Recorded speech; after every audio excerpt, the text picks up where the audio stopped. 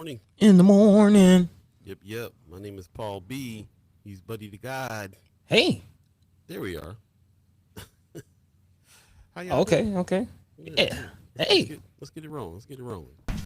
First Sky Omaha. In the morning. Money.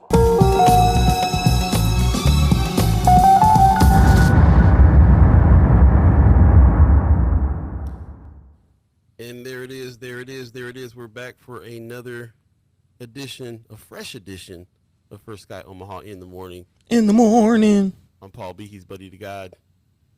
Welcome to. Also, want to introduce you to technical difficulties. How you do? Say hello, technical. Say hello. Hello. It's going down. Yeah, technical difficulties. So hang in there with us. We always know that you guys are there, and you guys are always going to let us know if we're sounding crazy or if we're here or what's going on. We appreciate it. Hello. Can you hear me? That's right. And we're gonna make it happen today if we can. Definitely let us know that you're there in the chat because we're having a hard time seeing that part as well and seeing if we're even up and rolling right now. So bear with us as we get this show on the road while I try to fix something real quick. Buddy, how you feeling over there? I'm feeling good. Feeling great. Let us know how you're going. I see a couple people in the chat already. Looks like Leia Keister coming through with the Friday Yippee Skippy. Okay, that means we're on. Yeah, you gotta. It's just a different kind of chat, so you gotta find it. They hit it on. Yeah. Brother RG checking in. Good morning to you. Says morning, y'all. There she is with the Friday Yippee Skippy. Yeah, let me try to get this going while Paul gets right on his side. Let's see. Happy Fry yip yippee yay yo yay yo yippee yip. Man. Yeah, pretty simple. Sound like a serious yippee skippy this time. Huh? Yeah, it looks like it. But I got through it. I think I did good. Let me know how I did, Leia. And, let us know how you're doing, everybody out there in the internet sphere this morning. I'm feeling pretty good, actually. Got some rest last night. I'm glad to hear that. Yeah. I'm glad one of us did. Right. Yeah. But, man, preparing for this winter storm, we'll definitely be talking about that. The whole country, really the whole world is getting rocked. At least I think. I don't know. I'm kind of second guessing myself on this whole Russia thing. Is it AI? Is it not? Have you seen some of the images? Yeah, I don't know. We'll definitely have to talk about that. But yeah, I don't know. How's it going on your end? How you doing this morning, Paul? What we looking like? Yeah, hanging in there. And highly anticipating our special guest today. As you saw when we just came on, we'll be talking to the mayor. It'll be a mayor's check-in today. So very happy to hear that. Can't wait to have a conversation there. So yeah, that's really what's going on, man. I'm just happy to be up and doing it. I'm happy to be inside as well. Winter advisory. Gotta let you know right now. First of all, since this is First Sky Omaha, we'll talk about that first. First Sky Omaha is 2-3 below right now. Man, literally, like not wind chill. Feels like we're at 3 below, 4 below. Real deal. With 25 miles an hour winds means that we'll be feeling like 20 below. So we got to talk about it. We hate talking about the cold weather. We hate talking about icy streets and so on and so forth, but we have to. So on all kinds of levels, we got to talk about icy streets. We have to. But the deal is that I guess now that if you go outside and your skin is exposed for longer than 25 minutes, you can get frostbitten. So it's dangerous outside with the kind of cold it is right now. But we're not the only ones suffering through the cold, buddy. Nope. Brr. I'm hearing that the down south about to get hit. What is that? Brr. Yeah, man. I mean, literally, I was out at a birthday party last night. Rooftop vibes. It was actually a fairly nice night, but around 11 o'clock, you feel that gust come through. You feel that temperature dropping, and now it's been raining all morning. Everybody's talking about it. Word is that we're expected to get hit like late Sunday night. So I'm not sure, what Monday's show is going to look like. I'm not sure what Monday is going to consist of. But yeah, man. I think the biggest thing is, as you see on the screen, actually pull that back up. As you see on the screen, the pink band, if you haven't seen the reports, is supposed to be reportedly 3 inches of ice, up to 3 inches of ice. The purple band supposed to be, feet of snow. Yeah, man. Texas. Yeah, man. Texas, Atlanta. The South. Y'all ain't getting ready. rocked, man. Y'all ain't ready. And that's the big thing. That's the big thing. Not being ready. Areas like West Virginia, um, maybe even Kentucky, Tennessee, maybe Missouri. Those areas kind of still considered the South, if you will, but far enough north to have their own salt trucks, to have their own, plows. I don't think Georgia has many of that readily available. So again, in lieu of streets being salted and prepared and things like that. And also, if you don't know about Georgia, it is a very mountainous terrain. So, steep hills, cliffs, ice, not a good mixture. It's a good thing they got you there, buddy, because you used to Omaha hills and snow weather. So That don't help none. I'm gonna be inside. What you think I'm gonna be out here directing traffic? Nah, I'm inside. you'll be down at them rib joints trying to borrow some sacks of salt and put it on the street. Let us know if you guys are paying attention to the weather as well and calling your loved ones and making sure the water drips and the heat is on and all that. It's going to be very cold. Judy Prince in the chat saying very cold. Good morning. Yeah, very cold. Very cold. Pops in the chat a little earlier. I saw you said good Friday morning. Mad love from Las Vegas. I Hey, think it's about to be a little chilly out there too, Pops. really? Yeah. Yeah. It's winter storm hitting everybody right now. This down south thing though is unprecedented. That's some crazy mess. Yeah. Marlon Harrison says, I just lost it. Marlon Harrison, he says, a happy First Sky family and happy TGIF, everyone. Appreciate that. Hey.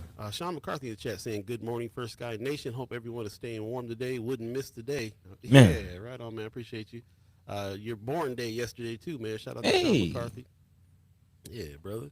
Also, RG in the chat said, yeah, see, Trump messing with Greenland is causing Greenlandic jet stream shifts. We are getting winter. We're getting wind from the north. That's why it's feeling like 25 below out there. Ariel's 402 says always look at weather maps to see they show the weather in Canada but not Mexico. Interesting. Huh? It's interesting. Yeah, very interesting. Yeah, I ain't as worried about Mexico weather as I am Canada weather though, because I don't like that cold. So That cold coming down. That cold. But also speaking of that, like it is a mixture of the hot, coming up and the cold coming down and this atmospheric pressure meeting in the middle. And here we are. By all reports, it says it's going to be a storm of the ages. We'll see. Get prepared. Definitely fortify. Yep. Extra blankets, candles, all the stuff. Lots. So as we talked about before, there is an alert. Of course, there's no school OPS because of the forecast and for extreme cold. All schools will be closed on Friday. You guys know this already because it's already 7 o'clock. On Friday, January 23rd, district offices will remain open. Additional details have been emailed to staff and families and posted at ops.org/alerts. Definitely check that out if you need to. Also, there's some warming centers that are opening up here in Douglas County. They talk about the Open Door Mission, the Salvation Army Kroc Center, St. Anna Francis House, the Salvation Army North Corps, the Salvation Army Heritage Place, and Youth Emergency Services. Here's all the addresses to that and the time frames that they're open as well. So if you know anybody that needs this, go ahead and let them know. We'll drop this in Friends of First Sky Omaha. You can pass this information along. But it is going to be very much because of what we've been talking about, especially lately, and especially as Spaces the Place was the last season, thinking a whole lot about the houseless brothers and sisters out there, especially during these times. So yeah, rough stuff, man. Ran into some friends yesterday that are also trying to prepare for that to happen. People who are houseless to make some kind of transitions. I'm starting to see a lot of work behind the scenes, man. Shout out to Tamara, who's in the mayor's office there, the homeless coordinator, and all the people that she's trying to work with, and the people that I'm talking to that want to volunteer and help. And there's a lot going on behind the scenes to try to help folks because we all are feeling it. Everybody pitching in. If it's cold in the house, it's cold outside for real, man. So, also, I don't know if you saw, but even Sheriff Hansen pitching in. If you got some beast of the field, sheriff's office foyer is open. Apparently, right on. Yeah, man. Speaking of which, 6 to Dismiss is also going on this season. And we'll be talking about that as well. We got some videos coming up where we're going to be reaching out to some of the candidates that are running for some of these seats and talk about what their plans are for some of these things. So Yeah, man. hopefully, I heard kind of behind the scenes, people are happy about a candidate that is going to be running for sheriff. So I got to get some more information on that and talk about it. See what he would be talking about offering the houseless. So yeah, that's what's going on right now. Of course, that's the biggest news. A couple more things I wanted to mention too. We got this seed share that's happening. I know this is kind of on the opposite end of the of the spectrum here, but the spring is coming, so you get ready to start talking about your seeds as well. Shout out to Alex from One Omaha that sent this over. Upcoming seed shares in the greater Omaha area. They got some dates here. We'll put this in Friends of First Sky Omaha. But they got some places where you can go get seeds and engage in some of the gardening and stuff that we need to be doing. Go ahead Hey. and turn that front yard into the garden that it's supposed to be, and forget that grass for grass sake stuff. Yeah. So yeah, this is some information here. We'll get more information on this as well. Put it in Friends of First Sky Omaha, and we'll ramp up to spring, talking about what goes on with food gardens, the economy of food, of growing food, which is part of the follow the money situation that we're talking about here on this season on this show. So shout out to everybody who's part of that and can see the future when it comes to that stuff, man. Especially when it comes to mutual aid and stuff like that. We need to almost have a barter system again when it comes to growing things and taking care of each other. So let's see what's happening. Man, it's funny you said that. It's funny you said that. It's kind of my thread for today. New economies, new systems, especially, as we follow the money. We'll be talking about some of the just opportunities and lack thereof in the country today. So yeah, it's kind of Okay. yeah. Well, The game is changing, and are we prepared for it? So continue last episode's conversation and get into some other things. So let's talk about it. Before we get there, let's jump back in the chat real quick because Tamara Dwyer is in the chat. Good morning. hey, She says, that is not a place to send people. It's literally just a doorway and no access to a bathroom. Oh, which place? Which place we talking about? talking about the 48, talking about Oh, Sheriff Hanson. yeah, we were definitely joking about that one. Yeah, yeah. Yeah. Wanda says we're buffering. Yeah, I think we're all going to have some problems today, technically. I think the weather is going to start messing with stuff. So, yeah, just bear with us if you can. If we're buffering, we'll come back. You might want to restart, too, because sometimes it's buffering on your end. But if it's buffering over here, we'll definitely we'll see it. We'll be able to let you know about it. But yeah, please bear with us today. It always is bad like this when it comes to the weather. Man, When the weather gets bad, and between here and Atlanta about to be hit, I don't even think your internet system is ready for what's getting ready. I don't know if any of the systems are ready. We'll see. We will see. Also, Heather in the chat says, "Good morning, everyone. Good morning to you." Kimmer in the chat says, "I've known our sheriff's candidate for 20 years." She said he's the truth. Okay. His family, and the Gonzalez family are real close too. That's what's up. Okay. What's up? Oh, look at that! I can show that on the screen. How about That's that? huge. Yeah. That is huge. Yeah, man. I'm glad to hear that. But we definitely can't wait to interview that person. I don't know who it is yet, but we'll see. Six to Also, dismiss. Phil Rooney looks like he's in the chat saying hello, gentlemen. Hello. Hey, What's going on, brother Rooney? What's happening? I man. heard that you were shifting out of your position too. So Yeah. we had to have you on to talk about your experience and your time and what's going on and what's next. Is always a good question. There you go. Also, RG is saying Facebook has had everything buffering this last couple of days. Really? Okay. Try Yeah, YouTube. like I said, bear with us. Well, again, it's really. I'm really just thankful that you guys are up with us. Do us a favor, share the show if you're on YouTube. I'm sorry, if you're on Facebook, it's easy to share the show on your page. And if you're on YouTube, share the link so that everybody can come in. Send it to somebody who you think might want to engage in this conversation. We talked about it earlier. Of course, if you're just joining us, we have our special guest, the mayor, coming The on mayor. today. Yeah, it'll be a check-in The real with one. the mayor.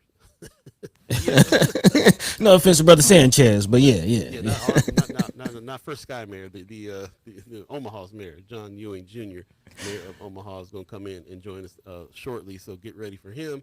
It'll be a very short visit. So we're kind of curating a few questions here and there. But if you have anything that is super pressing you want us to ask, let's definitely get together on that. Put some thought into it before he comes on which he will shortly. Yeah, man. So yeah, man. So we're looking forward to that.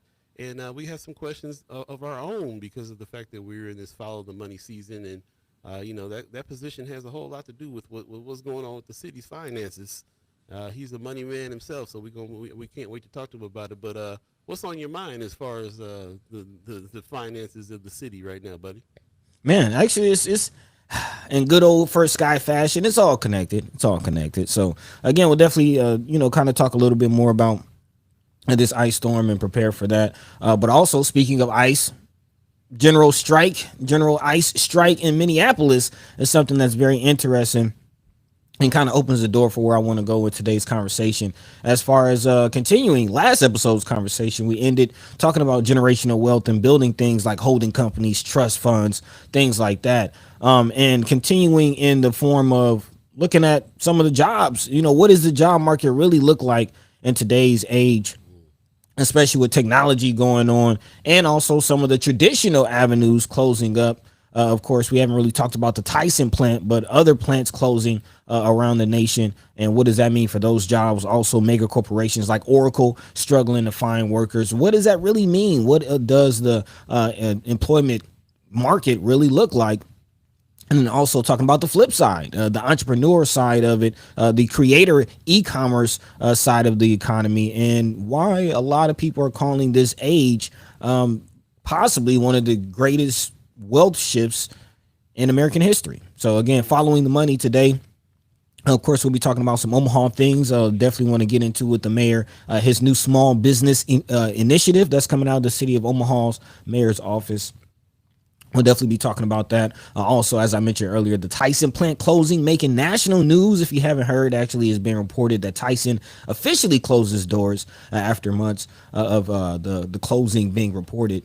What does that mean, especially for small towns throughout Nebraska? And again, Nebraska going broke. What does it mean for Nebraska in general? A reported 400 million plus deficit in the state, but of course, in good old Republican fashion, Trump Jr. fashion, let's call it what it is, pilling and saying that that's false. That's fake news.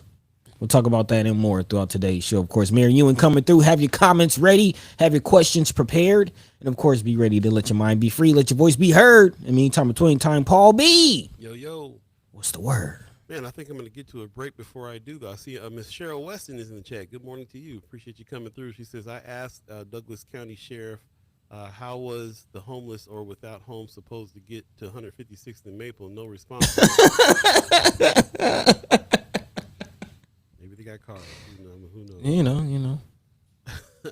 Also, Sean McCarthy says, tech-wise, I applied for my 101st job this week. Man, you've been doing the thing. I might need you to write like a series about that. Like, since I was laid off in October, it sucks, but I feel for those who are just out of college and are struggling to find entry-level jobs. So is it the same market? I've had conversations with parents and they're like, I couldn't have prepared you for this market. This isn't what I thought I was raising you into. Let's talk about it. Before we go to a break, RG is reminding us about what another mayor said on Do the Right Thing. Doctor, always remember, do the right thing. That's what it is. We'll take a quick break and we'll come right back. You're listening to First Stop Omaha in the morning. In the morning. I'm Paul B. He's Buddy the Guy. Stay tuned, y'all.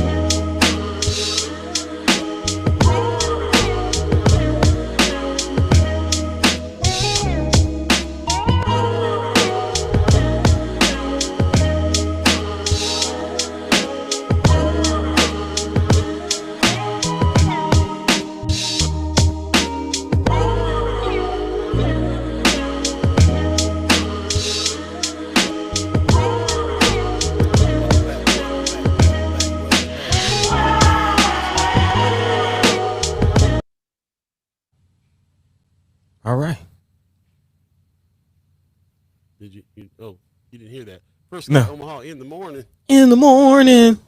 Now that music was coming through hot. Oh man, okay. I thought it was down already. All right. Nah. Wow. Okay. Yeah. Sorry Let us about know. that. There you go. Let us know. We have no idea. This tech is something else. So we'll see what's happening. Yeah. Oh, volume's low. Okay, I appreciate that. Thank you. I'll boost the volume up there. Ariel's 402. Let me know if that's better. Tamara Dwyer in the chat says, UNMC dropped someone off there the night before last. Where are we talking about here? Huh?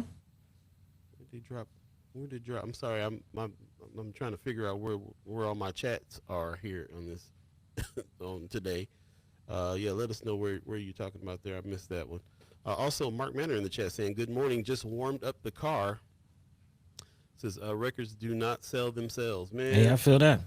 You know you're a record head if you gonna get out in this weather today to go buy some wax. So only the collectors will be out there. No, y'all don't do online sales, y'all.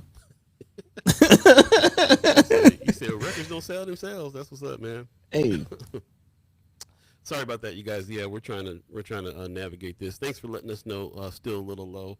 I know I'm blasting out over here, so I got to figure something else out. In the meantime, between time, I'm gonna go ahead and shift it over to Buddy, so we can talk about what we're talking about. Wanda in the chat. Oh, good morning. Wanda says, coming through loud and clear now. Previously had a bad connection, probably to the weather, due to the weather. Probably. I definitely think it is. Yeah, probably. Yeah. Tamara says how people get to the sheriff's office. They got cars. Him go pick them up. Bring them over to the Hans's house. Ride the dog. Ride the dog. Okay, I'm done. All right, what's first on the agenda? Yeah. Let's on a serious note. From the ice storm to the ice storm that hit Minneapolis, let's talk about this general strike that's going on. Again, this season is Follow the Money, and there's been whispers, there's been suggestions, it's been thrown out by mayors, sheriffs, economists, activists.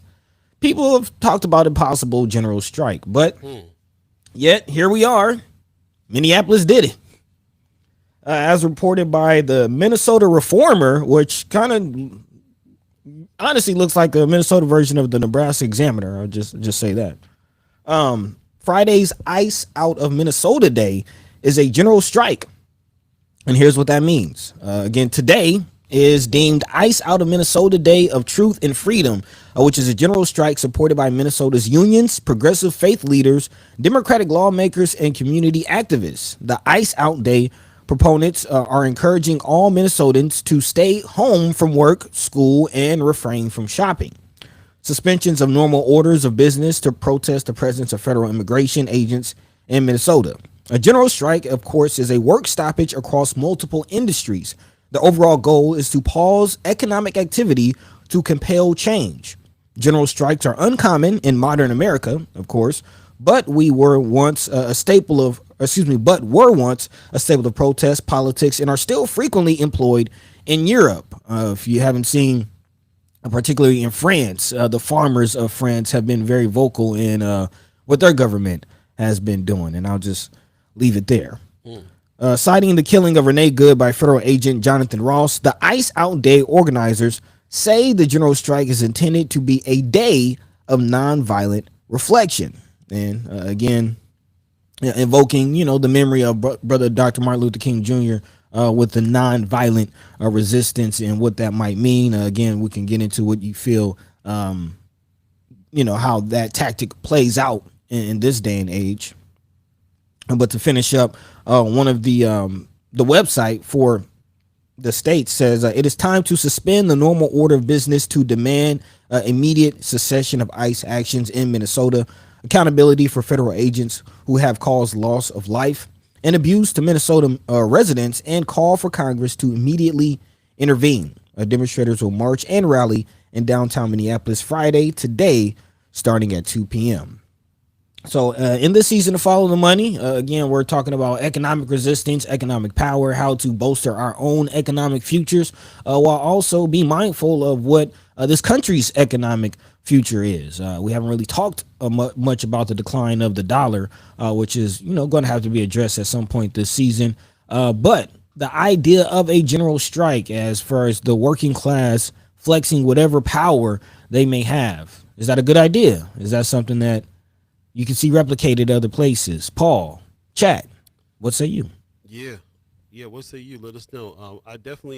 We have definitely talked about this before. It's been something that's called, we've been in the discussions with people, with you, the chat chimers, really, who have suggested this should happen all across the country at the same time. That would be really, really effective way to do this, because when you hit them in the pocket, that's when things start to move around and change a little bit, because a lot of this is just so much about money.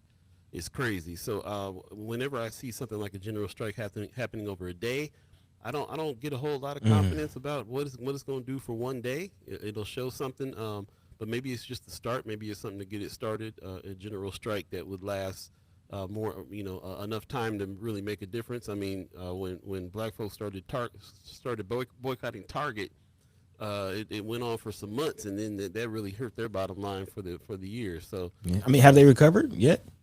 that's a good question. I mean, they're still in business. I'm not really haven't kept up with it. I don't know how many stores got shut down over it, but we can definitely see that we know that power works. The history tells us that it works, but it has to go longer than a day. So I'm hoping that this is just to fire people up and get them started. So that we'll see what's happening there. Also, Mark Manor in the chat is saying I go to Minneapolis a lot. He says, and my brother and mother live up there.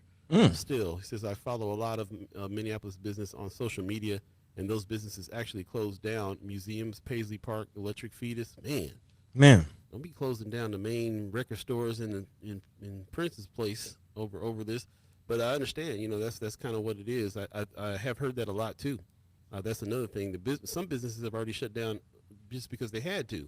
yeah, They've been calling for volunteers to come and work their restaurants and stuff like that, because people are staying home.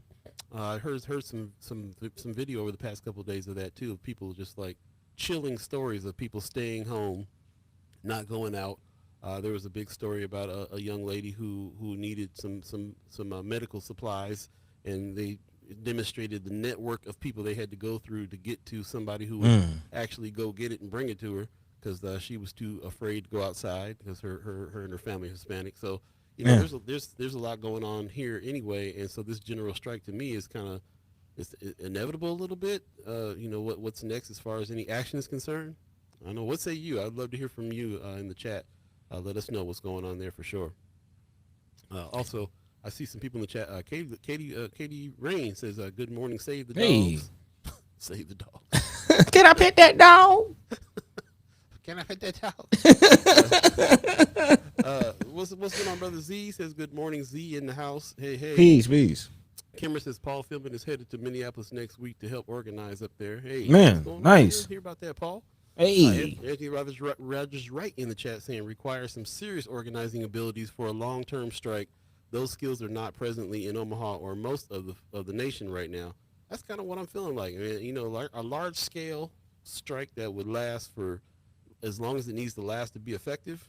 I do kind of feel like we're a little far away from that yeah, right now. yeah. Just as far as just resources, in per the reason that we're going along, excuse me, this track of just mutual aid in this community resource page that we rolled out. Right. But on the point of organization, that is something that jumped out to me in this article. The fact that it's not just workers themselves saying that we're not going to show up to work. There are companies, even unions, that are behind this. So, there is organizational power just for this one day.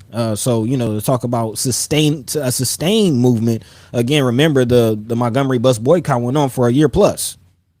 And they had to have actually, I just watched the documentary. They had to have a very, very robust system of jitneys and ride shares set up. I think they said they had like 42 plus pickup stations set up as a network of, dozens of cars set up, thousands of rides per day. And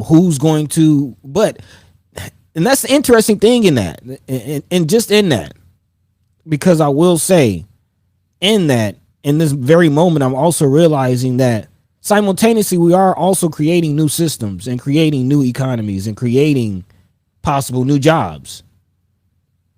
I mean, that's all we've been doing for the past 7 years. I mean, You said something earlier before the show too. Like you're talking to folks. You said there are parents out there that are still like, get a good job, you know, go along with the plan. But there's not a whole lot of parents saying parents are. I think parents are changing their tune. They're like, look, you got to figure something else out. At the prompting of young folks though, because a lot of young folks are like, I want to be an influencer. I want to be online. I want to do all this other stuff. And E-commerce. I remember when they first started talking that stuff, and parents was like, "That ain't no job." And nowadays, they're changing their tune up. Like, Man. okay, Actually, I Show Speed. I Show Speed, he just reached 50 million subscribers and followers on his social media page. And of course, being a multi big time, I Show Speed, Kai Cenat, it's like getting to the NBA. It's a handful of those people. But that, for every millionaire that there's Kai Cenat, there's people out there making hundreds of thousands of dollars. And, there's other ideas and other avenues of making money. Other just economies being built, other systems being built right now. So that is an interesting point. And I do agree with the brother Anthony Rogers, right? It is going to take some serious organizing. But at this point, what other alternative do we have? yeah, that's the point too. We're definitely backed up against the wall this time around. So interesting stuff. Anthony Rogers Writer says, if we're not organizing to establish and maintain alternative systems, we're not doing much organizing. Right. Black love to use the word organize and have no idea what the word even means. Yeah, I think he said folk. No, sorry. Folk love to use the word organize. Yeah, yeah, I totally agree with that. Even me, like I say it all the time. We got to organize. We're not outnumbered. We're organized. What does organization actually mean? What is that? When it gets down to what needs to happen, what does that mean? What does that look like? We often talk about the bus boycott because that's one of the best examples and one of the only examples sometimes we even know about Man. happening in that way. We see other things happen in other places. Of course, in other countries, there's some organizing and stuff like that going on because they're up against some serious violence in some of these places. So that organizing means something different to them than it would to us. Right. We do a lot of marching and economic boycotting around here, more than other countries where people are in the streets killing each other. So exactly what does that mean? And of course, all of these things are need to be done in order to make some kind of progress, make Yep. something effectively happen. So that has to be assessed and then figured out. So there you go. Sean McCarthy in the chat said it's like COVID. So many new businesses and ways of doing business. Uh,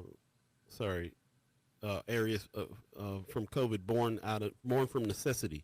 Yeah, just like COVID, so many new businesses and ways of doing business arose from COVID, born out of necessity. Very true, very true. And there's so many big changes. COVID was a big change. AI is a huge change. Yeah. The rise of social media is a huge change. Even when TikTok began, things started to turn. There's a lot that's happening that's changing on a global scale, very all the time. So you are in a constant state of flux and change, and we got to kind of figure out what things are real. So anytime I get information about people who are growing gardens or the seed share that we talked about earlier, it's a theory that I've always had coming up in other organizations I've had. I've had this theory called the basic needs theory. And to me, it didn't mean anything to take jobs and to go into industries that didn't take care of your basic needs, because no matter what's happening or what crisis is going on, you're always going to need food, housing, supplies, and so on and so forth. And if you really want to have some longevity in business, you kind of need to be in that field. I think that's what we're doing right now. This show, communication, is also something that you absolutely need throughout your life, whether especially when there's crisis, especially when there's things going on as well. So not just resting on coming on here on Facebook and YouTube and doing what we're doing. We're always behind the scenes trying to figure out the next way to communicate when stuff like this goes down, because that's kind of what the job is here. So, I definitely think that it's something to worth looking at and worth talking about when it comes to what industries we need to be going into, what we need to do, and how we juxtapose that on all the major changes that are happening all the time. Man. Marlon Harrison in the chat says streamers definitely a hit and miss. He says you really have to put yourself out there to make it big on social media. Very true, but there are people who have small. That was kind of the the way, as of a year ago, things started kind of changing around too. You can have smaller audiences and make bigger impacts on the kind of stuff that you put out there, and actually make a living. There's people that we talked about, the people that are making millions like Kai Cenat and all them, but we also have people that are making hundreds of thousands like Buddy was talking about. We also Yeah, have people that are making 50 and 60,000 with still a wage. smaller channels doing stuff. And we also are seeing that any and every business needs to have a social media presence, and needs to have that's the way that they're doing business now in the first place. So everybody needs to have be some kind of streamer influencer in order to push whatever business they're in, and that's never going to really cease. They try to act like AI. We can have AI hosts and stuff like that, but I just can't see that taking over completely, because people are still people, and Yeah. they were scared about AI last year taking things over, and this year they calling it everything AI slop. Like, we already sick of AI. Oh yeah. Oh yeah. Yeah. Any AI ad, I just scroll past that. I don't even Big want to see time. it. Big Yeah. time. Yeah. It's But Erica Felt. I'm sorry. hey, oh yeah, I saw her post too. Want to acknowledge that. She says, "Good morning, everyone. Popping in real quick just to say I've been watching the replays. I appreciate that option. Be safe, drink water, be kind to yourselves. Thank you. Love you, sister. Thanks No for shit. popping in. Appreciate it. Yeah. Appreciate Oh, it. but yes, as I was gonna mention, even beyond, the people you see on the screen. I mean, there's other opportunities as far as like faceless pages that are selling products, affiliate marketers. There's a lot that's out there, and I do want to get into that more in the second hour. But before then, I do want to talk about the decline of the old guard, if you will, as far as the job market as we used to know it, and how that is really in shambles. Namely, Oracle, which is one of the major tech companies in the nation, reportedly struggling to find employees at their headquarters, But where's their headquarters at? That's the question. Nashville, Tennessee. Again, Oracle is trying, this is reported by Yahoo Finance. Oracle is trying to convince reluctant tech workers, which again is supposed to be in itself a booming industry as far as tech coders, developers, things like that, to join its Nashville, Tennessee world headquarters with promises of a brand new spacious office space and in-house Nobu restaurant. Man, even even high price fluting restaurants in the headquarters. But a few years after moving headquarters from Red City, California to Austin, Texas, co-founder Larry Ellison publicly publicly declared Nashville its world headquarters. And the company has committed $1.2 billion in capital investment over a decade and promised to add 8,500 jobs to the area. The same year, Tennessee state leaders gave the company a $65 million economic grant to offset costs companies incur when expanding or locating a business in the state. As part of Oracle's development in the city, it tied itself to $175 million in infrastructure. So again, new shining office, billions of dollars in investment, and struggles. Apparently, Oracle has reportedly offered some existing cloud employees based in other cities tens of thousands of dollars in incentives to move to Nashville. However, yet dangling rich incentives and a future amenity laden office has only gotten the company so far. Only about 800 workers. Again, the goal was 8,500.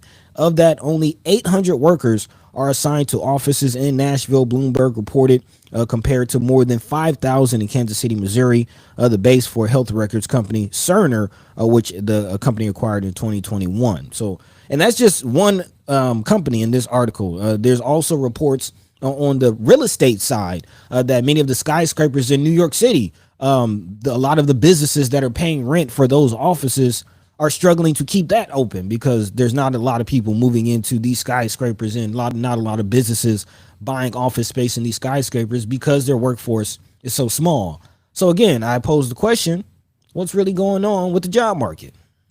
Well, and I'm going to bring that question back home, Yep. Yep. because one of the reasons why they're saying Oracle's having such a hard time is because nobody wants to move to Tennessee. Sean McCarthy in the chat says, because the CEO of Oracle is a huge MAGA supporter, I wouldn't be surprised if some people who work in tech are repelled by him. So not only the area, but the CEO, the orientation. And Politics. it reminds me of here. It's we often talk about this. As a matter of fact, when the mayor comes on, if you're just joining us, we were anticipating speaking with the mayor this morning. We talk about all these things that are happening, especially in North Omaha, like the Inland Port Authority and all these places that are they're going to be available, and how the powers that be are trying to bring major companies here to bring work here. But when if those major companies get here, will anybody want to come work here? And it really has to do with the climate. It has to do with, and I'm not just talking about the weather. I'm talking about the climate of the state and Political. who's running the state. We have our governor calling people libtards and stuff like that on the microphone. Like, who wants to come here and work? Who wants to deal with that? We talked about this years ago when we talked about the brain drain going on with the colleges too. Like, who wants to come here and play football? When people of color are being treated like they're being treated Man, in our state. Dylan Raiola left 1 year, in and out. Yeah, man. Sean McCarthy says because Oracle CEO is oh yeah, he just said that. That was yeah. Huge Trump. He says I wouldn't be surprised. Right. I hear that. And I mean we know that we have that same situation here with our governor. So Trump Jr. yeah. So again, man, it begs the question: what's going to happen when we have business parks and inland port authorities and all kinds of things that are going to be opened up in North Omaha, and we're trying to attract businesses from other places. We're trying to, and this is all for job creation as well. Which I'm glad you set up the talk like you did this morning about job creation in general. Yeah. First of all, do people want those jobs? If they absolutely have to, do they find any future in those jobs in the first place? What jobs are we talking about here? What areas are booming? And then when our powers that be bring these jobs here, how, are they going to be filled by people from here? Are they going to be filled by people from out of town? Does anybody want to move here? There's a lot of situations here that we need to try to really kind of figure out when it comes to that. And ask that same question. We see this happen in other states. Would it happen in our state the same way?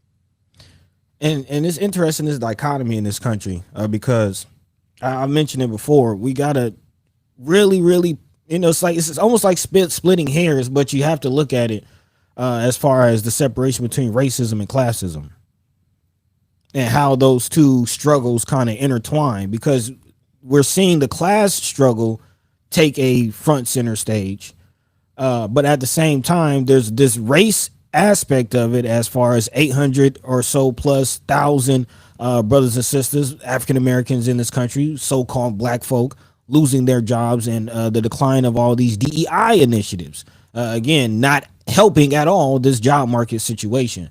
And per your point, bringing it home with Governor Pillin, he's just rolled out and talking about his education plan and how the lack of DEI is a feature of his plan. So what does that mean for that job market, as far as teachers of quote unquote color getting into those industries and things like that? So yeah, it's a very, very interesting thing, and we will continue to talk about it. But we do have our special guest here coming up very soon, and he has a plan that is interesting, and not necessarily relying too much on the major corporations, but rolling out a small business initiative, which I want to talk about. So, Paul, what say you? Yeah, let's take a quick break, and then we'll bring in our special guest. Ladies and gentlemen, we'll be checking in with the mayor here shortly. Stay tuned for Sky Omaha in the morning.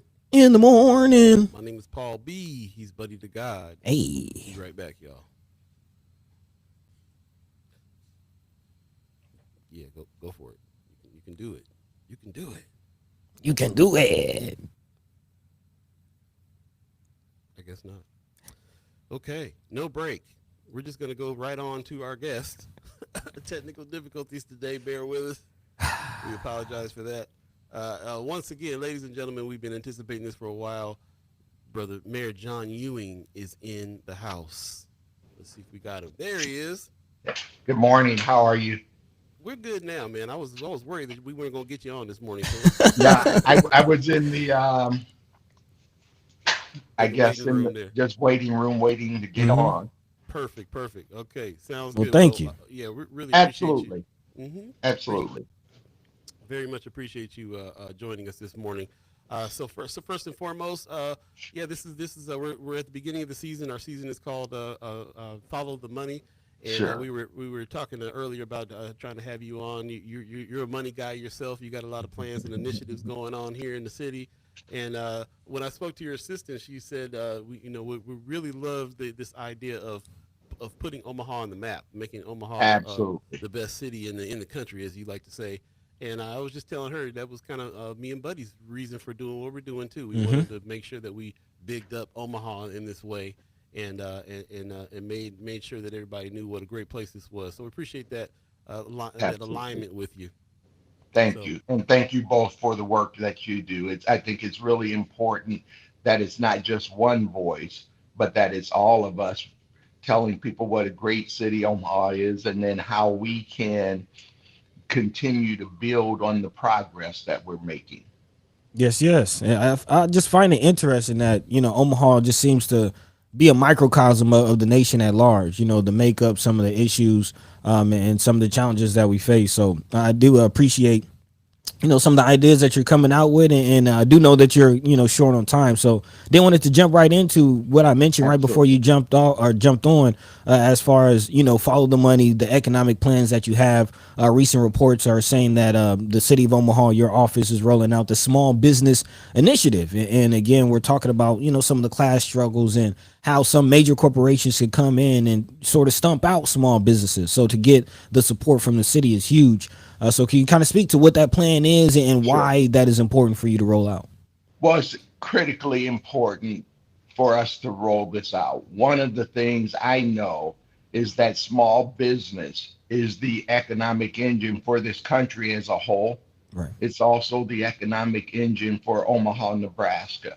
So, what we're trying to do is be very intentional, like I talked about during the campaign, and I've talked about my entire time in office, of taking and helping small businesses grow. So, we have an effort to actually take all of our contracts that the city has that are under $50,000. If we have at least three small emerging businesses, we are guaranteeing that one of them will get that contract. Mm. And then that helps build capacity so that they can potentially stay in business and grow. And then what we're going to look at is how that works and then see if we can take that up some notches to help those companies even more. But sometimes the difference between failure and survival, especially in that first year or two, is getting one or two contracts. And so if we can help businesses survive, then what we can do is help them thrive. And they go from maybe a mom and pop shop where it's just family owned or one individual to being an employer in our community. So that's Mm-hmm. really the effort that we're trying to make to ensure that we give people an opportunity to compete. We're also going to work with our larger corporations and say, hey, once these companies have proven themselves, let's break off some of that and do more subcontracting with the SEBs as well. So, one thing I understand about the mayor's office is that I can push in this initiatives and then people will work with us on it. One of the things we're going to be talking about later today, as an example, is an effort for economic development. And I can't say much about it because we've got a press conference at 3:30, but Okay. we're going to be looking at incentives and other things to help businesses be able to stay here, expand here, and bring new opportunities to the city. I But love that. I felt like we needed to be more competitive. So that's why I talked about it during the campaign. And I've been talking about it to every business leader that I can get in their office or get in my office, as well as the state senators for this metro area and the mayors in Sarpy County and the mayor of Lincoln. All of those people know that we need to be able to compete to grow Nebraska. And so that's what we're looking to do. Man. Just as you talk, I live here. I live here in Atlanta. Of course, Omaha is my home, but I live in Atlanta, and as you're talking, I'm thinking of the Chick-fil-A's and the TNTs and the mega corporations that started as small businesses right here in Atlanta, and Mhm. I don't see why that can't be replicated. In Omaha, some of I the local agree. businesses turn to chains that turn. Why can't there be a national Abelardo's chain? And we have a Abelardo's Dome downtown. Like those kind of businesses that feed back into the city. So I love it, and can't wait to see what more you have. But Paul, Well, thank you. Mhm. Yeah, yeah, absolutely. We talk about that on a local level too. The kind of questions I wanted to get into have to do with a little bit bigger Sure. initiatives. Especially in North Omaha, we are talking a lot about the Inland Port Authority and all Hmm. these other places that are coming. And what we heard was that the powers that be are going to be trying to bring major corporations here in order for there to be more jobs happening. And so I'm kind of wondering about what that looks like and what kind of efforts are happening with bringing major companies here for jobs. Are they just going to be more data center type of companies, or what kind of companies are you guys looking at bringing in those areas? One of the things I'm working with the chamber on is the effort to bring high paying jobs to Omaha. So some of those things like data centers and other things that you see might not be high enough paying for us really to go after them at this point. right. That's really what we want to do is bring high paying jobs here.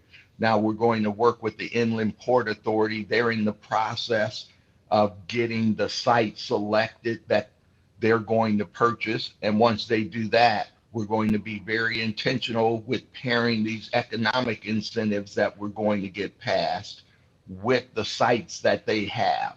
So it's going to be a great partnership between the mayor's office, the Inland Port Authority, and that board, and then also the chamber and other businesses to really be able to get businesses in there now that they're going to have the sites that will be basically shovel ready. Mm, okay. Okay, I'm anxious to see how that's going to pan out, what's coming, and how that's going to work out. But I love that you got a plan for it all, and that you were working. You seem to be working a lot in partnership with other entities more than we're used to. So I'm pretty happy about that. Before I get to my next question, I just want to jump in. Kimber Snipes is in the chat. She's asking, as our city continues to grow, how are you working with the chamber and major employers to ensure minority-owned businesses are meaningfully included procurement partnerships and economy. I think that's what the development. Econ development. Mm-hmm. Sure. Econ development. So Yeah. one of the things that we've done is we've started the implementation of the small emerging businesses, like I just pointed out. Mm-hmm. What we are doing is we are challenging some of our larger organizations in the city to do the same thing. So Okay. as we develop this, as we show that it works, we're going to be having more direct conversations with them about this effort.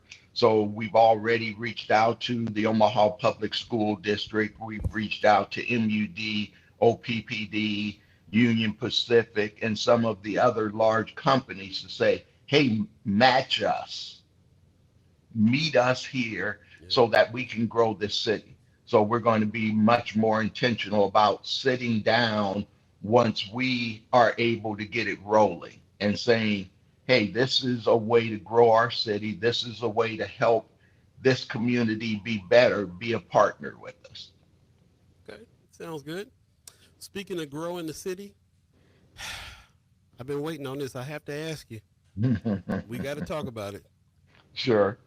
I had yesterday. I was driving downtown to do something, and I was Mhm. sitting so long in that traffic that I started having fantasies. I was like, I need the mayor to come down here with a whip and just tell everybody to get this stuff done.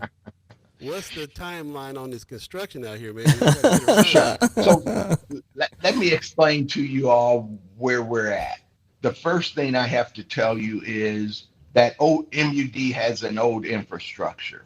Mm, Some of their infrastructure is 100 years old. mm, So the decision was made before I got in office to repair that infrastructure as you were doing the streetcar. Mm. So most of the construction is really about fixing their infrastructure so that once you get the streetcar running, you don't have to tear the street up again to fix old infrastructure. So it was a decision made. I don't think anybody realized that it would be this much of an impact on traffic, but it has been a huge impact on traffic Man. that bothers everybody driving downtown. So, Mm-hmm. what I would ask people to do is be patient. The hardest part of this should be over by the middle of this year. And then we'll get more into laying the tracks and some of the other things that need to be done. But it was a decision that was made, probably the right one, so you don't get the streetcar running and then get stoppages where you have to go in and repair 100-year-old sewers or water mains and those type of things. So Yeah. that's the biggest issue. Now, one of the things I believe is that you learn from this experience. Mm. And so if we are able to get federal funding or state funding or some other way to fund extensions, I'm going to say, let's get the street, the sewer, the water mains, all of that stuff done before we start construction on the actual streetcar. Mm. Then that way it should be a little less of congestion. Then also, I think the important part of it is trying to also coordinate projects so we're not doing major things at the same time. That's Paul. that's where I was coming from, because It, you know, it wasn't you know, I'm understanding this better now, because where I was in the city, I was also dealing with the construction of the Mutual of Omaha Tower at the same exactly. time as, and now I'm understanding now at the same time the infrastructure project is going on and the streetcar project is going on. So it's really Mhm. that you can't get anywhere. But I think it's probably a very smart, important thing to go ahead and take care of that infrastructure while the streets opened up. So that makes some sense. Yeah, and Uh, and here's I'll give you an example of a conversation I had yesterday. One of the conversations I had about infrastructure yesterday was when we have to repair a street or when we have to do utility work under the street. Let's get everything done that we need to do with that stretch so we don't tear the street up, do the infrastructure, then year later, OPPD is doing infrastructure. So I right. want us to be more coordinated with the utilities so we do all of that work at one time instead of fix something, tear up the street, fix something, tear up the street. So we just have to be willing to work smarter and work more collaboratively. Okay. Sounds good. As far as working smarter and collaboratively, what does that mean for the citizens, the constituents? There's been a lot of conversation about, bills going up or bills being impacted, especially by the sewer separation project and things like that. As far as the timeline goes, what can citizens, Omahans, expect to see as far as their bill being adjusted, or will that kind of maintain? Well, here's the problem with the sewer separation project. One of the things that happens to city and local government quite frequently is that the federal government will make mandates and not give you any money. Mm, The state will make mandates and not give you any money. make And it then enough. the local organizations have to figure it out. So the reason people's water bills are going up is because the federal government said you must have this sewer separation. Now, it's a great thing because we'll have people in North Omaha and other places where the land is flat, where their sewers won't be backing up into their houses. Mm, And then we won't be polluting the Missouri River nearly as much in terms of the waste that we have as a city. And then we're going to do some things as a city as well to treat that even more so the water that goes back into the river is less polluted. But all that means that somehow it's got to be paid for. And with no federal money to pay for it, then that means your water bill pays for it. So we better worry about who's in on the federal level because we really don't like paying for that separation, the sewer Yeah, separation bill. A lot of our chat chimers talk about that all the time. they So do. Sure. yeah, Do you have a I timeline agree. on that? Let me just throw one more thing at you guys really quick. Mhm. One of the things I believe is that it's important to lead at a national level to help make things happen to lessen the impact on the people of Omaha. So I'm actually working with a group that is trying to get a $5 trillion infrastructure bank, mm, which would allow cities and states to either have grants or borrow money at a lower rate to be able to do things instead of increasing local taxes and local expenses. So I don't know where that will go. That's going to take national leadership. But I have talked to our local delegation, and I am going to be submitting a resolution for the city council's approval so we can show that the city of Omaha is behind this effort. okay. Nice. I feel like some people in city council will be behind that. So that sounds Mhm. promising. It is 8 o'clock right now. If you believe in the concept of time, you're now in the second hour of First Sky Omaha in the morning, and we're sitting In the here morning. with Mayor Ewing. Man, we the first of hopefully many upcoming visits. Before we, Absolutely. I know As that you. much as you guys want me, we'll figure it out. Hey, I Yes, like nice, that. nice, nice. Appreciate that. We got one event coming up too, the 19th annual State of North Omaha, and I heard that you wanted to say something about this. Is coming up January 24th, Tomorrow. 8 o'clock a.m. to 12:30 p.m. This is coming up, isn't it? It's tomorrow. Tomorrow. Yeah. Yes. Okay. Cool. Cool. Cool. You gonna be there? You're still a part of what's going on in empowerment, right? Oh, yeah, I'm absolutely going to be there. And I want to share some of these things that we've talked about tomorrow, but also some of the other progress we've made with like affordable housing and some of the things we have on the agenda for this year, like the year of the neighbor, because one of the things we want to do in Omaha is, in spite of all the division and everything we see all across this country, I want to make Omaha a city that is the most inclusive city Mm. in America. I want people to know that we support our immigrants, whether they be from Mexico or Central America or Africa or Europe. We want them here. We know they're a valuable part of this community, and we want them to feel as if they belong. I want every person in this city to be treated with dignity and respect and know that they are a part of what makes Omaha a great city. And we're going to keep pushing that narrative. And I'll just say really quickly, the initiative that we want people to really focus on for January, and it's really one of the most important things all of us can do, that is that we focus on being the best neighbor, the best human being that we can be. If each of us does that, we make a better city. I can jive with that. Is I this can is jive this with that. is this your low key? Are you telling us a little bit about how you feel about what's going on with the ICE presence? I'm I hearing it. may be.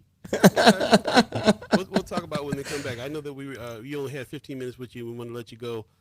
Okay. Maybe if you can think about this next question here, maybe when you come back we can talk about this. Anthony Rogers Wright Okay. is asking about implementation of the Climate Action and Resiliency Plan. When can we expect that? He says has the mayor assigned someone to this task at a time when climate change is costing people and businesses real money? I don't know if you have time to talk about it now or maybe when you come back, but climate change Sure. I'll action. talk about it when I come back, but I'll just Okay. say yes, we have someone assigned to that in city government. We have a task force that is looking at best practices across the country, and then also will be giving me some recommendations on how we move forward as a city. Sounds good. Appreciate that. Okay. I don't want your chief of staff whipping me, so we're gonna let you go. But Okay. Thank you guys. appreciate you. We'll talk to you soon. Okay. Have a great day, and hopefully you guys will be able to cover tomorrow. Yeah, Yeah, yes, sir. absolutely. Yes, sir. All right. Have All a good right. one. Have a You good one. too. Okay. All right. There we go. Yeah. Okay, cool. Questions started coming in. Sorry we couldn't get to everybody's question at the end. I should have let you guys know we only got 15 minutes with the mayor today, and usually our interviews last about a half hour. So I understand that when the questions came in a little bit later, but we'll save those questions. We'll definitely save those questions. And you heard him; he's coming back. So when I pitched this idea, I pitched a monthly meetup with the mayor. Was my idea here when I talked to him at the his 100-day event, first 100 days event. He said, "How about quarterly? We'll see what's up." But then we've been talking a little bit later on. We've been talking a little bit about more frequently. So hopefully it'll be a monthly meetup with the mayor.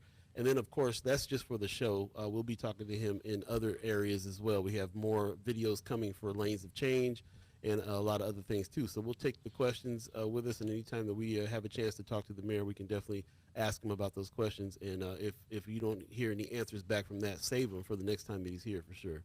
Yeah. So appreciate that, especially Wanda Lewis. I really appreciate your question. I know that you were the one I was thinking of with that sewer separation. Yeah. Project. You're the one that hipped us to it. You said, how long will this sewer separation project last? It was originally supposed to last approximately 4 years. It's been about 13 years. Man. Will it ever go away? Man. Yeah, try to get that in there for you. Appreciate that. Brother Z, we'll have to come back for your questions as well. But yeah, I really appreciate that, man. Thank you for you guys coming in, especially coming in and just honoring the fact that we had a short time with him. Some great questions. Again, I always got to thank for everybody for being respectful to our guests. Even if we have differences, we can be respectful, and I really appreciate you guys doing that. That'll make it so that he will keep on coming back, and we can keep on having some conversations. So let's do it. RG said Jean never entertained the idea of coming on the show, did she? I don't think Jean knew we existed. Mean Jean. I don't think she knew he was alive. Didn't even know she was alive. Okay, we that's it, man. We're gonna take a quick break and come back. We still got some more things to talk about here. We have more to come when it comes to the subjects that we're on this morning. Yeah, man. I can't wait to get to some of these articles, buddies chiming up, getting ready for, and hear more comments from you, and kind of get deep now. After on the second hour, we want to kind of really open it up. So we'll have some conversation, and we'll be right back. Stay tuned. Again, you're listening to First Sky Omaha in the morning. In the morning. Paul B, he's buddy to God, and we're gonna see if the break works this time. Let's see. I love you, baby. Stay tuned, guys. Yeah, I love you, baby.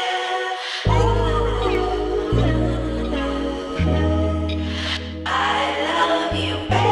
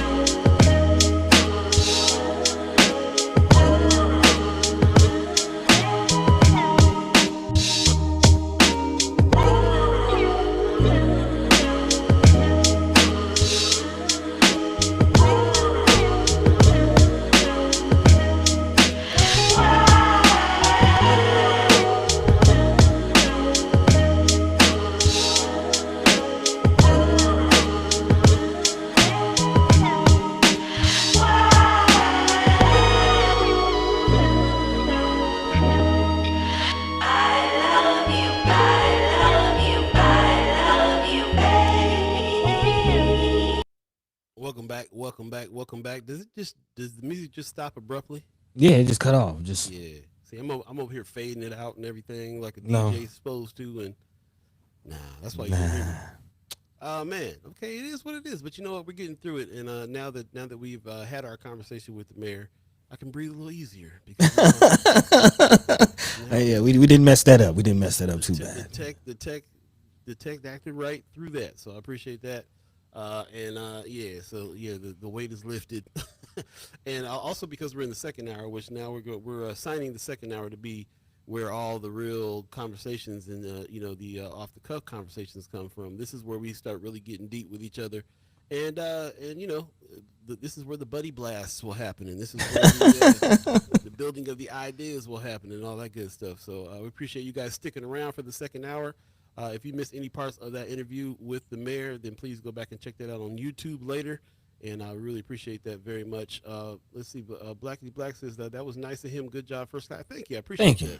Thank you. Appreciate that. Also, Sean McCarthy says this is a huge win for First Sky. Congratulations. Thank you. I appreciate Thank it. you. Yeah, we've had the mayor on before, but this is a win for us because of the fact that we're going to have a regular segment with him, which is I think is the big deal. Man. Because as you know, we believe in the ongoing conversation here. We can't just it can't just be one and done. Can't figure nothing out like that. We need the complexity of a longer conversation. So we'll continue to speak with him, and don't forget also we have our Senator Cipher coming on Monday as well. And I want to go ahead and make the announcement right now that we will be starting 1 hour later on Monday than normal. So for you in Omaha, Nebraska, we usually start at 7 and go to 9. On Monday, we're going to start at 8 and go to 10. Just for this one time, possibly more, but we're just going to say this one time right now because we're trying to accommodate the schedules of the senators that are coming on. They got babies to take to school. They got to drive up to Lincoln. Sessions going on. They got stuff going on. So we're trying to accommodate the senators' schedules. So we're going to have our show from 8 a.m. to 10 a.m. I'm about to say, who? 8 a.m. to 10 p.m. What? No, I wouldn't. No. That's why I was like, yeah, that PM didn't sound right. Yeah. 8 a.m. to 10 a.m. There you go. Yeah, appreciate that. Man, is it that low? I'm sitting here blasted out. I'm actually peaking and blasting out on my side. You Really? can't really hear me, huh? I hear you. I don't know, man. Check 1 2 1 2 1 2. Yeah, I don't know, man. I'm overdriven big time, man. I got a distortion in my voice on this side, so I don't know why. RG said BZ gonna start calling you the quiet storm because of that low mic. Quiet storm.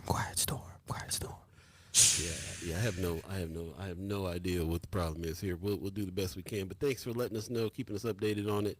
I'll keep working on it until y'all can hear me. But anyway, in the meantime, 8:11 right now. If you believe in the concept of time, we appreciate you guys sticking around for this second hour. Yeah, man. I think it's gonna be a really great conversation, buddy. What's on your mind? What's I know that we started off with a thread. You continuing on with it? Oh yeah. We still threading the thread, man. Still continue the conversation. Again, I definitely appreciate the information shared by Mayor Ewing and the direction he's going. Hopefully, we will definitely see more support for small businesses. Just in general, what we're dealing with in this nation, especially with the ICE situation. Of course, we started this episode talking about the general strike going on in Minneapolis. And I think the employment of general strikes, the conversation of general strikes, of course, it is an acknowledgement that largely a large part of what we're dealing with is a class struggle. Is the fact that, these billionaires and oligarchs, as they're being called, these tech giant owners, are what's funding this whole thing. And not only are they funding it, but they built the infrastructure. We talked about already the surveillance that's behind this, the technology that's being employed to block phones in certain areas, to track certain protesters and people, to investigate certain people. All of this is a class struggle. This is what the billionaires are using their wealth to do, to make more wealth. Let's just call it what it is. As far as when you follow the dollar to the private prison industry and the millions of dollars that's being generated from that. It's so much so to the tune of Nebraska even getting in on the pie, making $14 million from their Cornhusker clink. So with that said, as far as acknowledgement of the class struggle, we have to talk about the job market and how can we secure our own finances, build new markets, build new systems, and recognize that the old system, the old guard, is dying. Point in case, this news being reported, I believe today, 3 days ago, from Lexington, Nebraska, as far as the largest employer in Lexington, Nebraska, beef plant, Tyson, officially closing its doors. I've actually mentioned this several times here on the show as far as the two staple industries for a very long time in this state have been meat packing and railroad. Just about anybody in North Omaha, most likely their grandparents either worked in one of those industries. My grandparents worked in both. So again, one of the largest packing plants in the nation. Tyson is not just impacting Lexington, not just impacting Nebraska, but the nation's beef industry and beef stock will be impacted by Tyson closing. So industries, jobs, again, thousands of jobs being lost in this area. Actually, exactly, the closure will result in more than 32,000 people in a town of 10,000 losing their job. So literally a third of the town has lost their job.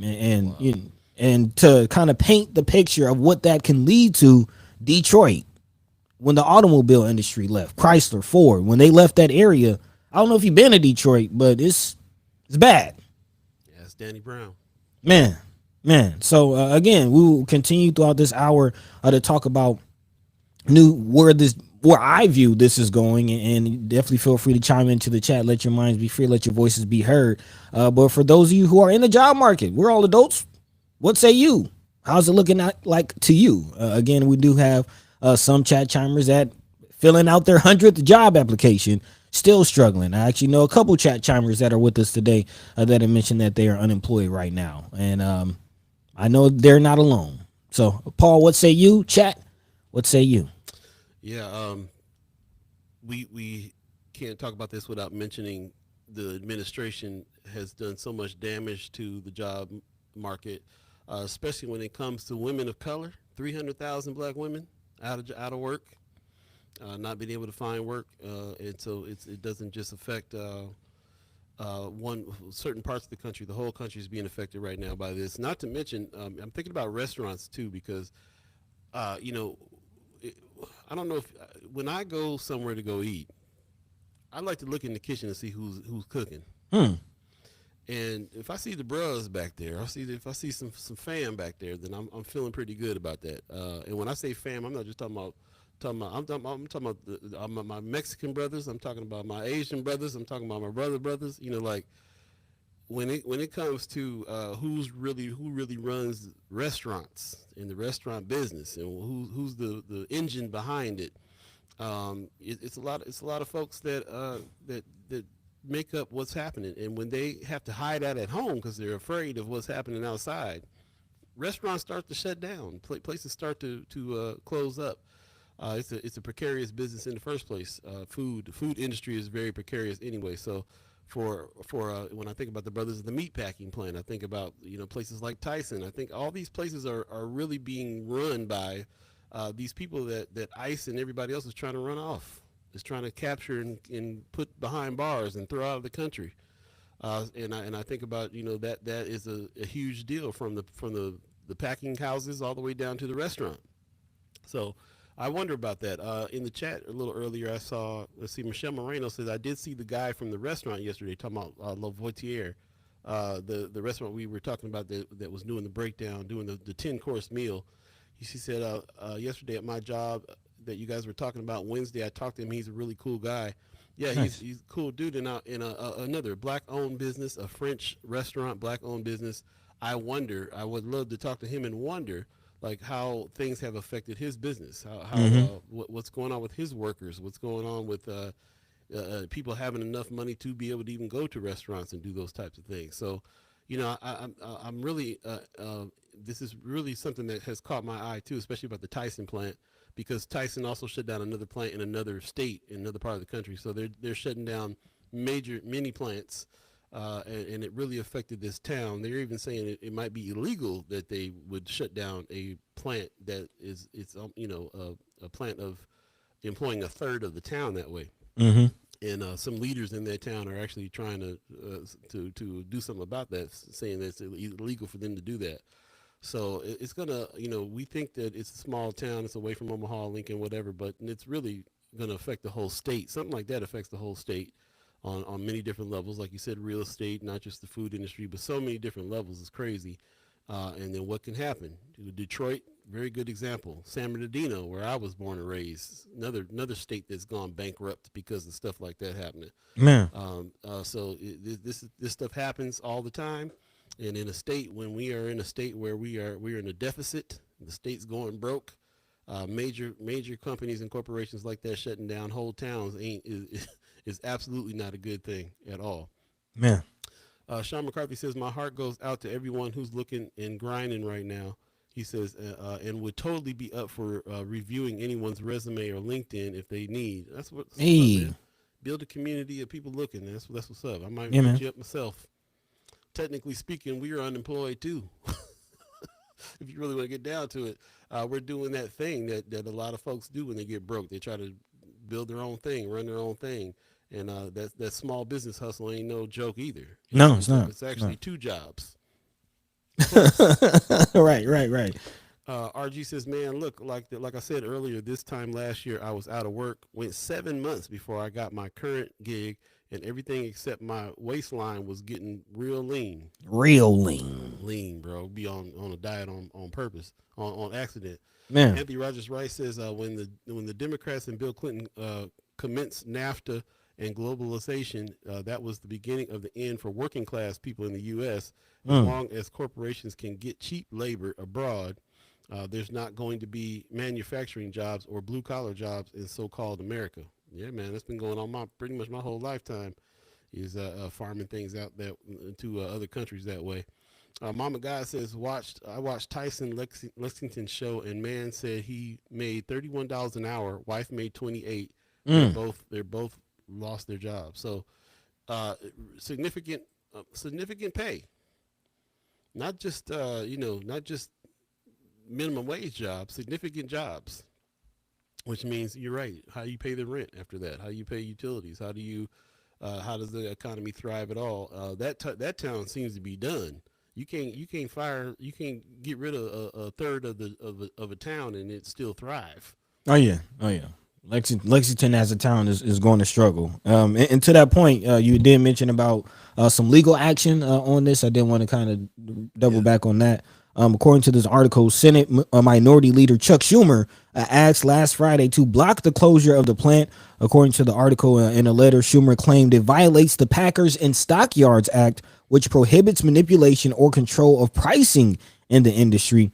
U.S. Senate candidate Dan Osborne, who's again going heads up, I believe with Ricketts, made the initial push for federal intervention in December. Said he believes the closure is illegal, saying this isn't left versus right politics. This is big versus little. Again, acknowledging the class struggle that exists in this country. He says the little guys are getting squashed. I don't want to block the foreclosure, but they should be selling it to a competitor, which they're not doing. And that's why they're in violation of the law. So again, claims of manipulating prices. I think in the chat, Sister Wanda Lewis saying they don't have enough livestock for processing. Go figure. Where is the meat being produced? Any ideas? So again, talking about the inventory of cattle that may or may not be out there, which of course directly supply and demand directly impacts the market itself. And didn't we report on wasn't there some people in Nebraska that were chiming up like quit buying meat from China, or where was Trump buying? Trump was trying to. Yeah, there was a earlier this year, or not, wow, earlier this year, late last year, and kind of mid to late last year, there was the move of Trump investing into, I believe, Argentinian beef. It was Argentina that Trump, sent millions and millions of dollars, possibly billions of dollars to this country to invest in their cattle industry, all the while taking, kidnapping and deporting the workforce for the cattle industry in this country, and also, the tariffs, and also, it was not looking good for American ranchers, and it probably still isn't. I don't know where that situation is now, but that is what you're referring to, I believe, as Trump's investment into Argentinian beef industries. Yeah, so this went on. It's been going on for a long time, where American farmers and beef farmers and stuff out here in Nebraska are complaining about they're not making the money they were. The industry's down and stuff like that's going on. So that's unfortunate. I'm sorry, Anthony Rogers Rice says that's capitalism, y'all. Man, he says that's how it works, and that's how it always worked for the corporation and not for the masses. He sent $20 billion to Argentina. Yep. That I don't want to go down another rabbit hole past this subject, but when I'm thinking about like his strategy here for Argentina, his strategy for Venezuela, his strategy for Greenland, and we know that it's money. Money is behind all of these things. I already heard that I heard that his son-in-law's already got some luxury condos and stuff going up in Venezuela and all this. Oh wow. Yeah. So Land grab. Yeah, we got to kind of think about what's happening here with that part. But and how it affects it affects us here at home, of course. But that's what it is. It is the nature of the game. When I think about that too, when I'm learning about money, following the money, learning about finances, there's no way that I can learn about money in this country without learning more about capitalism and understanding the nature of it and understanding what it's going to mean and who somebody got to lose. I mean, simply put, somebody has to lose. It's capitalism. You have to capitalize on something. Somebody. There you go. I heard a study yesterday. They asked a bunch of Republicans if Trump is doing a good job, and most of those people said yes, they like what he's doing. They just wish that he'd stay out of these other countries and concentrate on home more. So even his base is a little disillusioned with him doing all these deals and doing things overseas, because they're not getting. I don't think they're getting the strategy here of what it is that he's actually doing when it comes to how he's making money off these deals. Following the money on the deals will tell you exactly why he's in Venezuela, Argentina, and everywhere else. I mean, this is something that I guess is kind of different. We touch on it, but we don't necessarily get too deep into geopolitics on this show. But when talking about money, you have to take into account geopolitics. You have to you can't separate the two. It's impossible to separate the two. Right. And let's be honest, a lot of what's going on the international level is due to the fact that quantitative easing and a lot of the shell games that they've been playing and the moving of what's happening with the American dollar has led to the American dollar. It's on the decline. So much so that states like Florida are now taking silver and gold as legal tender. Whoa. And silver and gold is higher than it's ever been. Because the American dollar is, why do you think Nebraska is the first state in the nation to create a digital bank? Because the writing is on the wall. The American dollar is on the decline. It's on the way out. So what is the American dollar backed by? Oil. Why do you think the United States is going into Argentina and stealing, just straight up jacking oil boats? Because we're in debt. This country is going broke. The dollar is in the decline. People are dumping their T-bonds. Countries do not want to deal with the United States anymore. Yeah. In fact, did you hear what the Prime Minister of Canada just said yesterday or the other day? The clock is ticking. They do not consider USA a viable partner in anything anymore. So what does that mean for trade? What does that mean for our economy? Follow the money. A new system has to be built. A new horizon has to be imagined. And we can't just rely on this country, this government to do it. That's where we are. The fall of many a country in history has come from their leaders overextending, grabbing all they can grab, and imploding. I mean, the mad grab is really the symptom of the implosion. The mad grab, when you fall, what do? You try to reach. Oh, let me grab something. I'm about to. Let me grab Argentina real quick. Yeah, man. I'm about to bust my hind. RG in the chat says his buddy brought up geopolitics. Everyone saw Mikado gives Trump her Nobel Peace Prize, right? Except her to be installed as the president of Venezuela. Woo! I didn't know the last part there, bro. I saw the whole he was whining about not getting the Peace Prize, and then the lady handed it over to him. But I didn't realize that was going to be she's going to be the president of Venezuela now. That's wild. And expect Mikado to bring back Exxon as the controller of Venezuelan oil. Wow. Yeah. Again, I mean, that's what this is all about. That's what this is all about. It's control of resources. And any country that tries to nationalize their resources and tries, I mean, that's, again, if you haven't seen what the Prime Minister of Canada said, watch it. White supremacy is over. The idea of global whiteness, the global white community is over. Kind of got killed. Yeah, because Trump turned on them. Anthony Rogers Wright says the old world order is finished.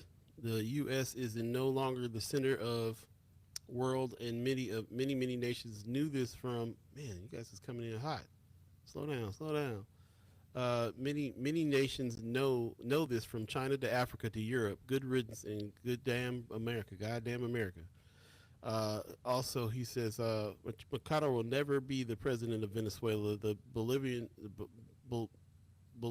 Bolivarian revolution not allow for that. She'd be dead in a week. Really, you think so? And I do believe the United States had already installed who they want. She kind of missed the boat. Pop says Argentina has been recognized having some of the best beef in the world for decades. Trump like saving top-notch entities. I think to brag to his elitist friends. Yeah, I'm saving the Argentine beef. Mama God says that is what oligarchs are investing in global natural wealth. They're setting up for next steps. I see that. Saw an article where the oligarchs are trying to build this AI futuristic town in Greenland. So Yeah, that's interesting that's happening while he's trying to grab it. same thing in the Pacific East or Pacific West. These smart cities popping up in the Philippines and other areas where the United States surprisingly has political interests. Anthony Rogers Wright says the oil companies don't want to get to Venezuela because they know about the Bolivarian revolution and the 5 million armed civilians ready to die for their country. Yeah, there's already been revolt in Venezuela. There's already been blockades being set up. There's been reports of that. Right. I'm seeing some conflicts in reports from that. Oh. As a matter of fact, the subject of Venezuela is something that I'm talking about all the time with a friend who used to run El Perico over there at the Reader, Carla, and she's from Venezuela. So we've been having some discussions about that. And as a matter of fact, I'm going to invite her on the show so we can talk about that a little bit more. Man. Because talking to her, I'm realizing how much more connected. It really does connect directly to us. In a lot of different ways. I mean, we already know that, but we can see that. So there's a lot that we need to discuss when it comes to those things too, and tie those into what it is that's happening here, which I really feel like stuff that's happening like the Tyson plant closing is connected, really connected to this. So again, it's 8:31 right now. If you believe in the concept of time, we're heavy into it. I appreciate everybody that's in the chat right now talking about it. Mama God said Mercado is not getting that. Mercado is not getting that presidency. Yeah, it'd be interesting to see how that works. But it is obvious what's happening now is the takeover and the control of that. The people who are losing. The people may be happy that their leader is out, but they're not happy about how it's happened and what's going on in American interest. That's not popular right now at all anywhere. Right. And that's just what that is, in a big way. So. Yeah, that's happening. We definitely need to shift to that part of the show and the conversation where we say, what do we do?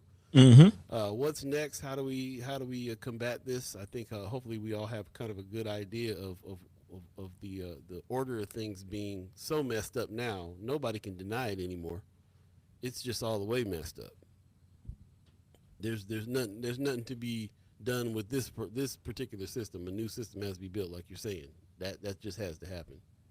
And I think that's maybe where we can wrap up in this last 30 minutes, wrap up the conversation. And what kind of systems can we imagine? What kind of systems do need to be built? And what modern problems can there be solutions to? Because that's where a lot of wealth is usually found in filling that gap. And with the AI and things that are available to the average everyday person, it's possible. It's possible. That's interesting. Yeah. This is something real quick. I just wanted to mention something Anthony Rogers Wright brought up. The Omaha chapter of the Party for Socialism and Liberation is holding a seminar on Venezuela tomorrow. Okay. Send us some information on that. Put it in Friends of. Love to hear about that for sure. And I'll pass that along to Carla, too, to see if she's already hip to that. RG is saying, talking about the past little bit, says Exxon already controlled Venezuela oil back in the '90s. Mm. The plan is to move them back in. Yep. Yeah, lots to talk about there. Learning a lot about. That's one thing I will say. We're learning a lot about Venezuela because it's in the news pretty heavy. So I learned about some of the landmarks, so where it is, where it is in the top of South America. The oil reserves, why it has one of the richest ones in the world. There's a lot of information going out there about what it is, and it just every time I learn something new, I'm like, it makes sense why he's after it. It makes sense what's happening here. How he takes it is the question. Mm. But moving on, 8:34. I was thinking about something that the mayor said when the mayor was on. We didn't get to talk about this much, but this year of the neighbor Okay. is something that I think is pretty interesting that he's got going on here. July is going to be all about small business. August students. September frontline workers. October elder Omahans. November Omahans from around the world, and December one Omaha. Okay. Yeah, this is something that seems pretty interesting. I would like to learn more about this, but I really was interested in the way he set this up. It was kind of like I said, it was kind of a low key, like yeah, I'm not happy about what ICE is doing here. We need to we all of our neighbors are important. Let's celebrate the neighbors type of thing that's happening, but also knowing that also means what we're doing to support each other financially as well, like what things are in place to help people be able to have jobs, work, get off the street, and everything else that's happening. I like the way he's wrapping this initiative, and I really want to learn more about that and see what that means. It's interesting that it's if we're talking about follow the money. What does that mean? The year of the neighbor. How are we helping each other out? Is it mutual aid? Is it he's in a position of political power where he can pull down some dollars and decide where those dollars are going? I've already talked to people who are working in his office that are pretty happy with the fact that he's supportive of their efforts Mm-hmm. and is going to find money for them to do some good. So what does that mean going forward? And so yeah, that part of this part of the hour, I kind of want to hear your take on that too, yours, buddy, and also the audience. Where do we start? Where do we start with how do we take care of each other financially that way? Man. Well, I kind of already mentioned it earlier in the show with the Montgomery bus boycott, and I think as we learn from the past, that's always a great way to start to find a way to navigate through the present into the future. And one of the big things, actually looking at the boycott and how, like, actually looking at it and how it was implemented and how it rolled out, that and also the Black Panther Black Panther Party 10-point plan, and these systems that were built. That is where we begin, is finding again where are the gaps and how can we build those systems. We talked about for instance, well, first of all, start with the Montgomery bus boycott and just how that led into a system of jitney drivers and again the economy that could be shared in that, because these are, like, although people were boycotting the bus, they were still going to work. They still had money, and that's money that they weren't spending with the bus system. So where does that money go? It doesn't stop. It just redirects into a new system. So again, that became over a year a system of people who are now excuse me, driving and dropping people off, making money. And again, now we're feeding each other, and you kind of get this economic, Black Wall Street type of vibe created from building new systems. Recently, I think earlier this week, we talked about in Minneapolis, again, the system and the process that are being built to make sure that some of the families that are hiding from ICE are able to get food. That can turn into new co-ops. That can turn into new delivery systems. That can turn into something new. And that's kind of where my mind is, and that's where we start. We've talked about education, charter schools, private schools. Can we create a new chain of charter and private schools? Can we create a new system of homeschooling? Can we create something? We created this. We can create something new. And now is the time, because as you see, what other alternatives do we have? Yeah, it's interesting. I think about that a lot. It's hard to make any kind of change when you're in the middle of a system, and unless that system changes, then you have to. Then you're going to have a hard time changing or building something within that system, because that's still what we're kind of talking about here too. But I'm also seeing people who are doing things like investing in places in other countries. They're investing in other industries in other countries. They're not just relying on a certain thing. But it is kind of tough to kind of build something within the system. So I'm always interested in what people think, how people think that's going to work, especially people who really understand capitalism in general. Like, how do you build systems within capitalism that will work? Because there's if we wanted to if we didn't have to have, if we didn't have to struggle to do what we need to do and get what we need to get, we probably would all be against the tenets of capitalism and the way that capitalism works. But it's one thing to be against the idea and then but still figure out how to pay your bills, figure out how to live still. Mm-hmm. So when we talk about doing all these things kind of on an independent level, we still have to acknowledge that even starting your own business within a capitalistic system means that you're working with the tenets of capitalism to build that system, to build that infrastructure within. How do you build something that is beyond that infrastructure while you're in it? So that may be a question that's too much. It was one that I've been wondering about for years, and maybe I'm missing some education on that. If there's somebody in the chat that knows something, let me know.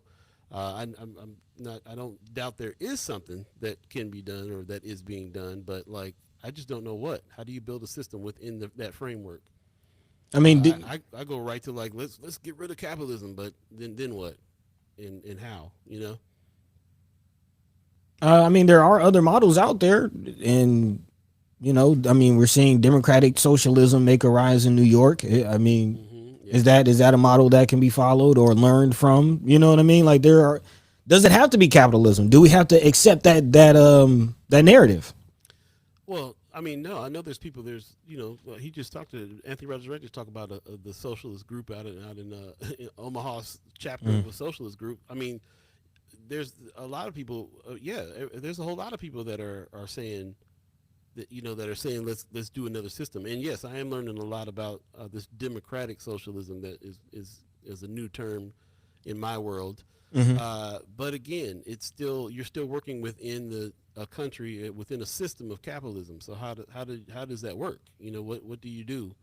That how can you push away capitalism altogether?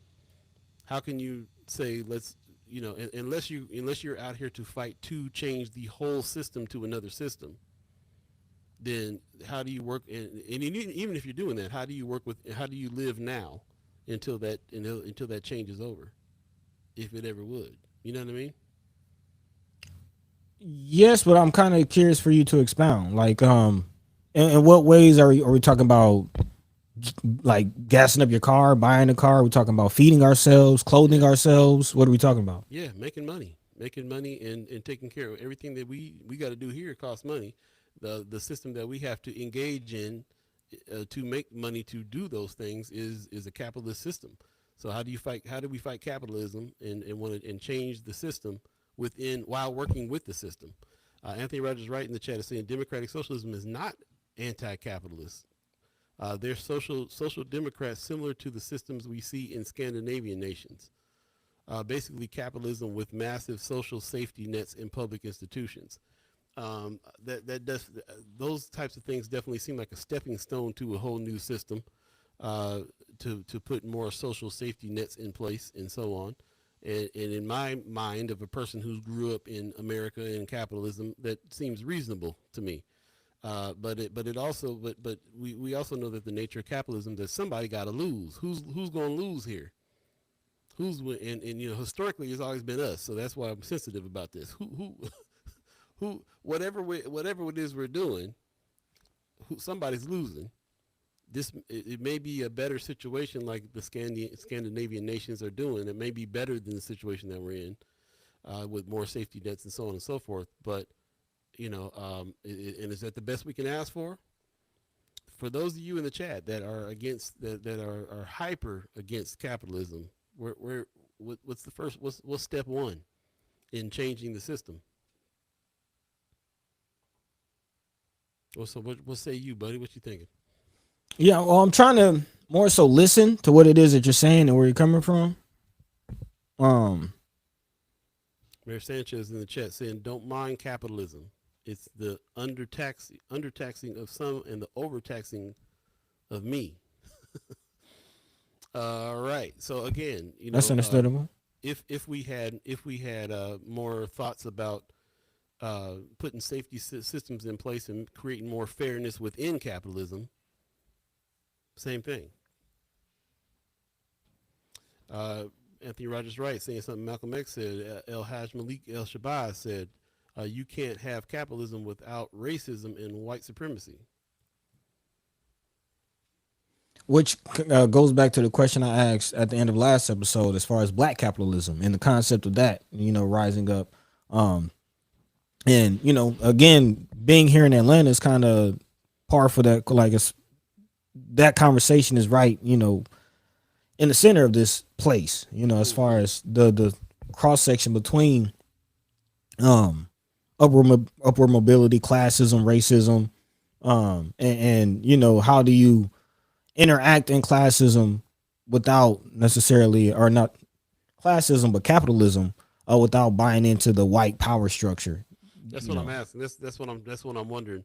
It's 8:45 right now. If you believe in the concept of time, let's take a quick break and let's dive in and at least find out. Let's learn a little bit more about like that infrastructure you're talking about. What are black folks doing to build wealth within this system? Let's at least find out what they're doing, and then we can kind of talk about whether or not that's effectively changing a system or not. You know what I mean? I do have an answer for you. I was just trying to really, like I said, listen and gather what it is that you were saying and what you were asking, but I got you. Yeah, let's take a break. When we come back, let's try to find an answer. Let's do that. First Guy Omaha in the morning. In the morning. Paul B, Buddy the God. Stay tuned, y'all. We'll be right back. Untamed. Wake up. Yeah. Wake up. Wake up, wake up, wake up, wake up, wake up, wake up, wake up, wake up, wake up, wake up, wake up. Wake up. Wake up, wake up, wake up, wake up, wake up, wake up, wake up, wake up, wake up, wake up, wake up. Wake up. You better wake up from this dream. Life is not what it seems. This culture's not your reality. You better unplug or be a casualty. Cause the life that we lose in the drugging and boozing is keeping us off from our greatness. We gotta spread the love and stop hating. Then rearrange these front pages. From murder and death to building our wealth. We moving in stealth. Milking the game till there's nothing left. And teaching my people to love themselves. I'm crashing on competition. That's an interference with the commission. Man, we tired of listening, so we standing up. Unification amongst us. Wake up, wake up, wake up, wake up, wake up, wake up, wake up, wake up, wake up, wake up, wake up. Wake up. Wake up, wake up, wake up, wake up, wake up, wake up, wake up, wake up, wake up, wake up, wake up. Wake up. Wake up. Welcome back, welcome back, welcome back, welcome back. First Sky Omaha in the morning. In the morning. Paul B, Buddy the God. Shout out to Sherman Wells, man. He's always got. I gotta play that song several times a day now, so I can wake up these days. Yeah, It's going down. I'll have to check in with him too. Don't forget he has the Sunday sermon with Sherman still going. I think he took a little break from it, but you can watch past episodes and then come back and check out what he's up to too. I think he took a little time off. But he's never not working behind the scenes. Shout out to him. Shout out to Brother Kasim, still taking the babies out to do some things as well. We saw him at the Black Agenda Alliance posts. Man, be sure to big him up as well, and also definitely donate to these organizations. You got a couple bucks here and there, man. It always helps out to donate to these organizations that are trying to do good work in our community on a bunch of different kinds of levels, including us. We kind of doing the best we can too. So yeah, man. Hit us up, man. Go to firstskyOmaha.com, hit the donate button, hit the join button, and become a member of the channel as well, and help us to keep rolling with what it is that we're doing here. And I appreciate everybody who considers what we're doing here crucial and important to the city, Man. to our neighborhoods and everything else, because that's how we feel about it. So Thank you. Thank you. And yeah, we're going to jump back into it real quick. We got a few minutes left here, but we posed some questions and we put some stuff out there for sure. And we want to talk about it a little bit. Mama Guy says this whole thing seems to be a zero-sum game. Things getting worse. Feels that way. But what are some people doing about it? What you thinking, buddy? Yeah. And of course, this question is multi-layered, multifaceted. We're talking about economic development. How do we, as a people, especially in this country, create or find some kind of upward mobility? Excuse me. In the face of, the white racist structure that we know that this country is, and it's multi-layered because it manifests itself in many ways. Really at every step, there's a challenge and a hurdle to build these businesses, to have our own upward mobility. Like, for instance, when you first asked the question, I thought about, how, just asking how does these things impact and play out in real time. For instance, the Charlie Kirk situation. I think Jakeem Fox is a prime example. Brother Jakeem feels that he was fired from Zales or his sales position at the diamond shop in the mall because he was vocal about Charlie Kirk and made a comment about Charlie Kirk and was fired. And again, we had Senator McKinney, who has passed legislation about how you wear your hair in workplace, and so these types of things, I think, is what you're getting at. Like, how can we make money without having to cut our hair, without having to yes amass and yes boss our way to a C-suite position? Is that along the lines of what you're asking? Not really. Okay. We're talking about overthrowing a system of a whole system, so make a capitalist system turn into a whole different system. And those of us that want that, how do we work within it? Okay. Well, in that sense, I don't necessarily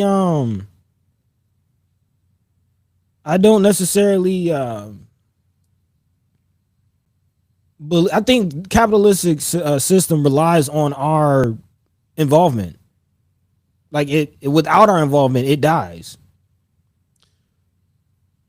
True, but So we have to stay involved in order to survive, though. do we? Well, do we?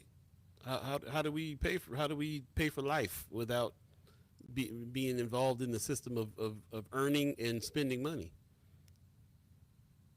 I don't think earning and spending money and necessarily means that you're in a capitalistic system. That's exactly how it's done legally here in this country is the capitalist way.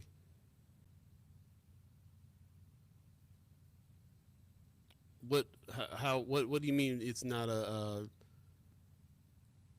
spending and earning money in the system that we're in this particular country means something different than people that are in different systems in different countries. But they're still spending and earning money, though. They spend and earn money, right? And they do it according to the system that they're in their country. So if you're in a country that has free health care, for instance, then healthcare. Then what you're spending your money on. If you're in a country that has free health care, then you're usually paying 40 to 45 to 50% taxes on the money that you make. So let's stop there with healthcare, because again, it's such a big thing. You got to split it up. Let's just talk about healthcare and systems of healthcare. That's a great example. Do we have to go to hospitals? Yeah. Are there enough? Can we create clinics in our community? Like, how did the Black Panther heal each other? How did the Black Panthers heal each other? How did we heal each other when we couldn't go to white hospitals? They built their own hospitals by using the money that they used working and paying taxes on, and taking that money that they made in their capitalist society and deciding to use their own money that they made to build something. But they had to make that money first, and they had to make it in a system that allowed them to make it. I guess, so what's stopping us from doing that now? Nothing. It's definitely a solution, but we were talking about overthrowing capitalism, because in capitalism somebody's got to lose. We can work within the system. We just have to understand that we're working within a system where somebody's going to be losing, and it's usually us. So we have to navigate around that, like we've been doing for hundreds of years now. So I guess my question to you is, when you say overthrowing capitalism, like, what does that mean to you? It means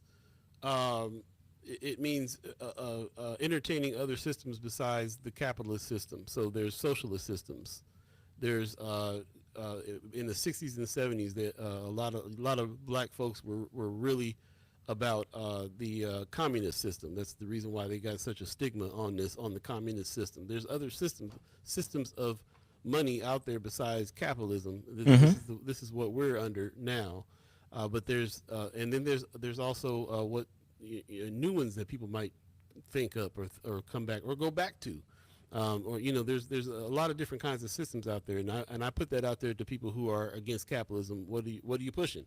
I hear a lot of socialism these days. A lot of people are trying to put a socialist society together, which is different than a capitalist society. A socialist society means that it has problems in other areas, but it doesn't have the same kind of problems that capitalist societies have. Yeah. So communists and I don't think there's any perfect system out there. So basically, when we're talking about like what we're trying to do for ourselves, then we're limiting that to what resources we have for ourselves to be able to use. And as soon as we go out to go try to get bigger resources, we're involved in the capitalist society. We're involved in capitalism in general to do that. If we're gonna first of all, we're involved because we go out and we work and we earn money. Now we say, what happens when we say we want to start a school? So we can do like Umar and go everywhere in the country and get donations from individuals everywhere, and try to raise up enough money individually that way in order to do something like that. But for the most part, we still have to work within the system of the state and the country to have that school, to build that school. We have to have bigger money to build the infrastructures of that school, and a lot of times we'll go. A lot of time, everybody who's building a school is building a school because they got state funds, federal funds, grants, funds from family foundations, all these systems that are in place in order for you to get big money to do that. Otherwise, you're not really getting big money to make bigger changes, make major changes, unless that's what you're doing. I mean, it's a natural progression. Look at how we're doing.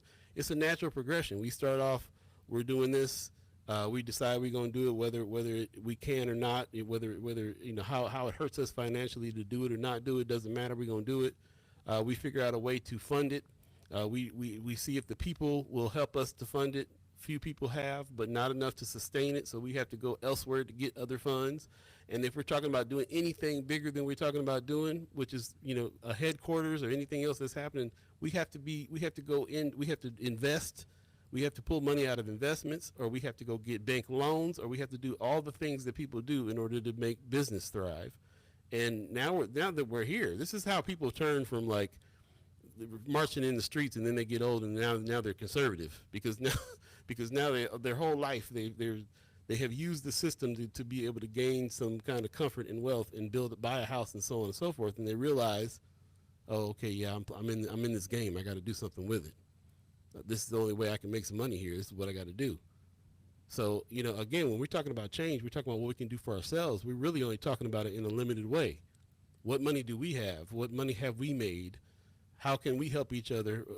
When we talk about mutual aid, we're learning right now about what mutual aid is all about. So what's that about? And when you think about mutual aid as a solution, how do you think it works, and how far do you think it can go? Is that a question to me, or are you just saying? Anybody? That's a question. Question for you. Question for you in the chat. Mutual aid. Let's jump back there because we've been talking a lot about it as a solution to some of our situations. What does it look like, and how far can it go? I think it can go all the way to SNAP program. I mean, was the SNAP program as it started by the Black Panther program not a mutual aid project? Yeah. And it has gone all the way to in a sense, is it still not a mutual aid project? We all collectively work, pay taxes, that allotment of those taxes go to that program. How is that not still mutual aid? It is, except now there's people that are in powers that be there that are in charge of that and try to divert those funds or do what they want with them or get rich off of them or whatever. So now it's a problem. Now we got somebody in the administration now that wants to cut off SNAP benefits. Which is goes right to Brother Anthony Rogers Wright comment in the chat. He says, what are the problems with socialist nations besides U.S. imperialism?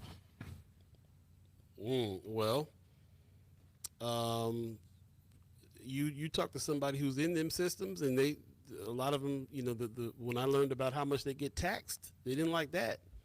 A lot of people complain about free healthcare. About you ain't able to get into the doctor for six months to a year sometimes in some of them places. Every place got their problems. Right. No system is perfect. No system is perfect, right? So, but here we are. We're trying to confront the problems that we have here now in this country, and every time we start talking about something, we end up having to say the word capitalism because that it all stems from that.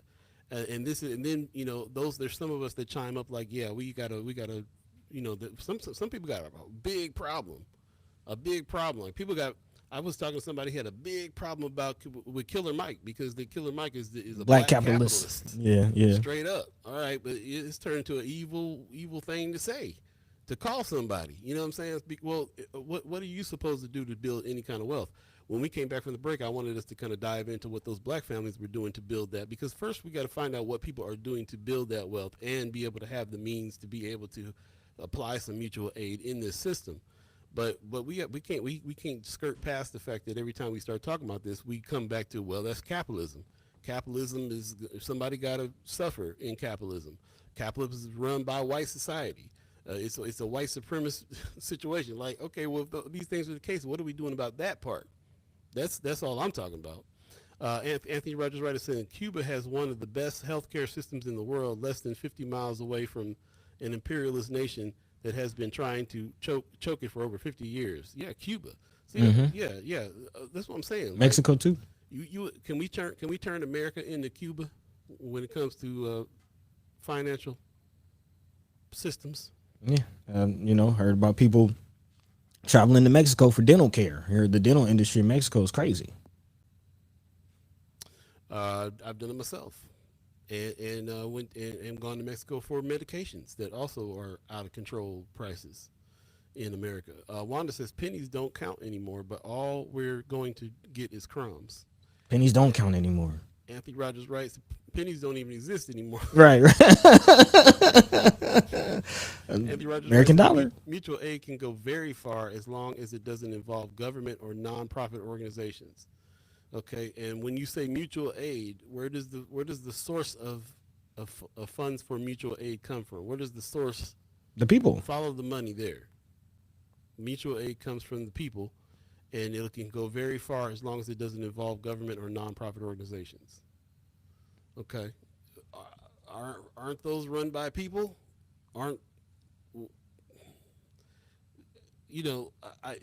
There's people that work for nonprofit organizations, make a check from them, and then give money to mutual aid projects. I mean, you see what I'm saying?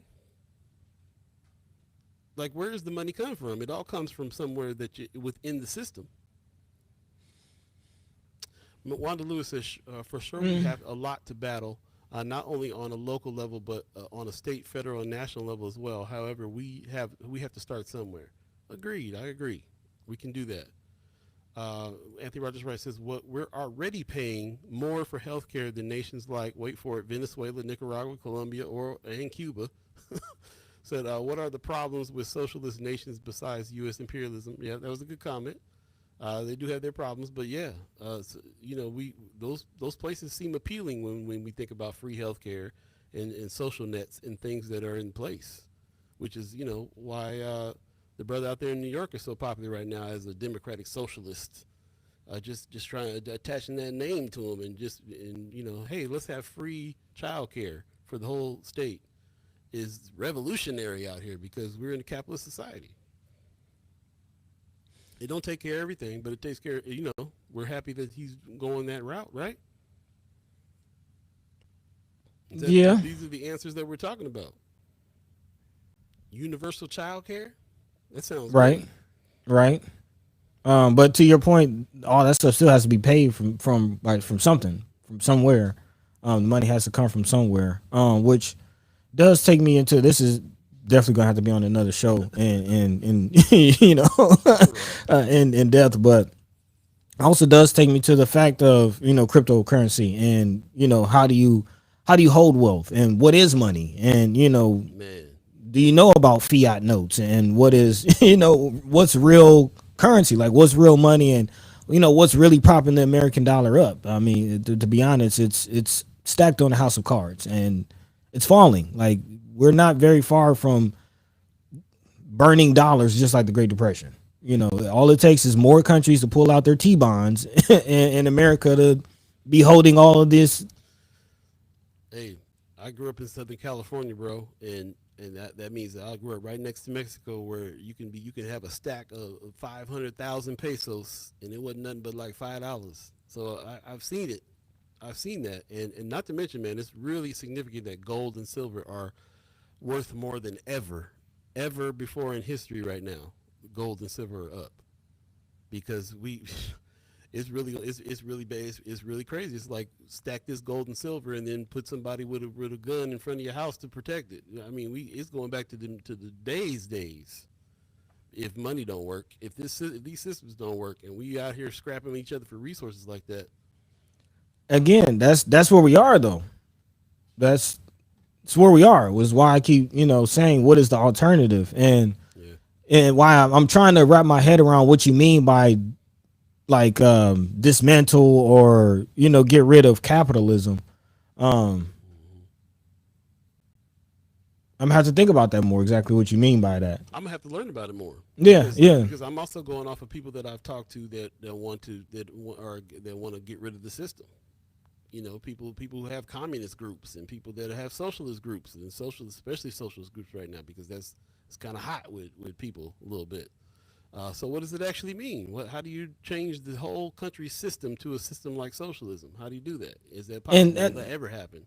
And that's also something I'm kind of not too sure about. Like, is the mission to really overthrow and change the whole system, or just build something new? If we just build something new, the old system will die. That's where I'm coming from. Like, is it like, it's one thought to like, well, we gotta break this down and take this machine apart and rebuild it and tinkle with this machine and try to dismantle and figure it out. No, forget that machine. Let's build something new. That's kind of what my mind is. I get what you're saying. Where does the money come from, and how does energy? But that also gets into the conversation of what gives the American dollar its value to begin with. Yeah. Well, yeah. I mean, we're asking the same questions about the same thing. It's the same thing. Right. But yeah, build something new is the point. Building something new means dismantling what's here. It means getting rid of what's going on here. And also, there's not a whole lot of new things under the sun, bro. They didn't try a whole bunch of systems. That's why I keep naming socialism and communism and everything else. There's always been several tries at several different kinds of systems that you can take a little bit here from, take a little bit there from to build something new or whatever the deal. Remix it. You know what I'm saying? But the whole point is that we're saying the same thing. How do we build something new? Which means getting rid of something. Why do we need to build something new? What's broken about the old thing? Does the old thing need to just be fixed in certain places? Just put new tires on the car and then let it keep rolling. Well, the reality is that the old thing, and this is going back to what Prime Minister of Canada recently said, the reality of the old thing is built on imperialism and racist ideology, right, and human trafficking. If you want to really get into what is the real value of the American dollar, it's us and the energy that we put out. That energy is converted into a physical form so it can be traded. That's all this is. Right. Our energy is what gives it value. Which is why it needs to be overthrown. And why our energy needs to be diverted. So we agree that that's the case. How? While we're living within the situation. That's the point of this season. Is the whole point of the season, right? Welcome to season 4B, Follow the Money. We appreciate you joining us today. We are past time. Thanks for sticking with us past the time, and thanks for everybody who's engaged with this this conversation. Obviously, it's going to be ongoing. I see Linda in the chat. I appreciate you. She said, "Yes, brick by brick." She said, "Yes. Child care is a terrible idea. You get what you pay for in that industry, and who is writing that free curriculum?" Who gonna watch them babies for free? This is a person who's owned several child care businesses saying this. You get what you pay for. So free child care? And yes, and we haven't even gotten to that part. Who's writing the curriculum? Because We've had some examples here in Omaha about some free child care that kind of shut down some of our mom and pop child cares out here. And a part of the problem was, what was the curriculum? What they teach the babies when they get them there for free? So many questions. I don't have the answer to these questions. We'll find out all that and more next time on First Guy Omaha. In the morning. In the morning. Paul B, buddy to God, we appreciate you guys joining us today. Thank you so much. We will see you on Monday for Senator Cypher. Again, remember, on Monday, we will be starting at 8 o'clock instead of 7 o'clock a.m. So 8 to 10 on Monday, and we're going to be checking in with Senator Ashley Spivey and Senator Terrell McKinney, and it's going to be a funky good time with them. We're going to find out what's going on in the legislature and all the stuff that's happening. It's what it's all about. So we really appreciate everybody joining us today. Thanks to our mayor, Mayor Ewing, visiting us for our first visit for monthly meetups with the mayor. We appreciate him coming through. Appreciate everybody who was very respectful to him as well. Just respectfully asking and answering questions and having a great conversation. We appreciate it. And we're sorry we didn't get to everybody's question. We'll get to it as we go along. The first thing we wanted to do was make sure he wanted to come back so we can keep asking questions. And hopefully we accomplished that today. And of course, you can always send him a message too directly to his office. He's been really good at being out there for the people. So if you know something, talk to the brother. We appreciate him. We appreciate y'all. Buddy, you got some words for the people? Yeah. Man. Big shout out to Mayor Ewing again for stopping by. Excuse me. A shout out to all of you for joining the conversation. A lot of good input, a lot of good ideas, a lot of food for thought. And hopefully we will consume that, think about it, and come back with some new ideas. So we appreciate you, love you, we thank you. We'll continue this conversation throughout the season to follow the money because, again, what other alternatives do we have, man? The time is now to figure it out. The tides are changing. And if you're not having these conversations, then you're going to get left behind. And we don't want that for you. So join us next time. Join the conversation. Let your mind be free. Let your voice be heard. Join us Monday, Wednesday, Friday, right here on First Guy Omaha in the morning. In the meantime, between time, Paul B. Yo. Take it away. Right on. We see David Matney in the chat saying good morning. Good morning to you. Appreciate you. Ariel's 402 says, have a blessed weekend, everyone. Please do. Mama God says, stay safe and stay warm. It is ridiculous outside. Try not to go out if you want to. Exposed skin will get frostbitten within 20 minutes outside right now. So please keep that in mind. Make sure your kids don't sneak out. And just please take care of yourself. I appreciate everybody that's joining us today. And I appreciate all of you. Appreciate the Omaha tribe elders for allowing us to be on this land and speak while we're here. We appreciate you, our elders, for allowing us to speak before you. And we appreciate you, the chat chimers, allowing us to speak with you. Again, thank you very much for you joining us today. Please tell a friend, spread the word, share the show, do all that stuff so that we can make sure that we are having the conversation as wide as possible with those in the community that are feeling affected by the things that are happening and feeling some relief from the ways that the things that we're talking about here. So we'll keep on with that. You can always send us information over at firstsky.omaha@gmail.com as well. We definitely would love for you to send us information there. And then check out our Friends of First Sky Omaha group page on Facebook, where a lot of the conversation continues as we when we're not live. So until then, take care of yourselves over the weekend. Please take care of each other over the weekend as well. Stay warm. We will see you Monday for Senator Cypher at 8 a.m. Peace, y'all. We're out of here. Peace. Yep. By the way, Vanglorious. This is protected by the red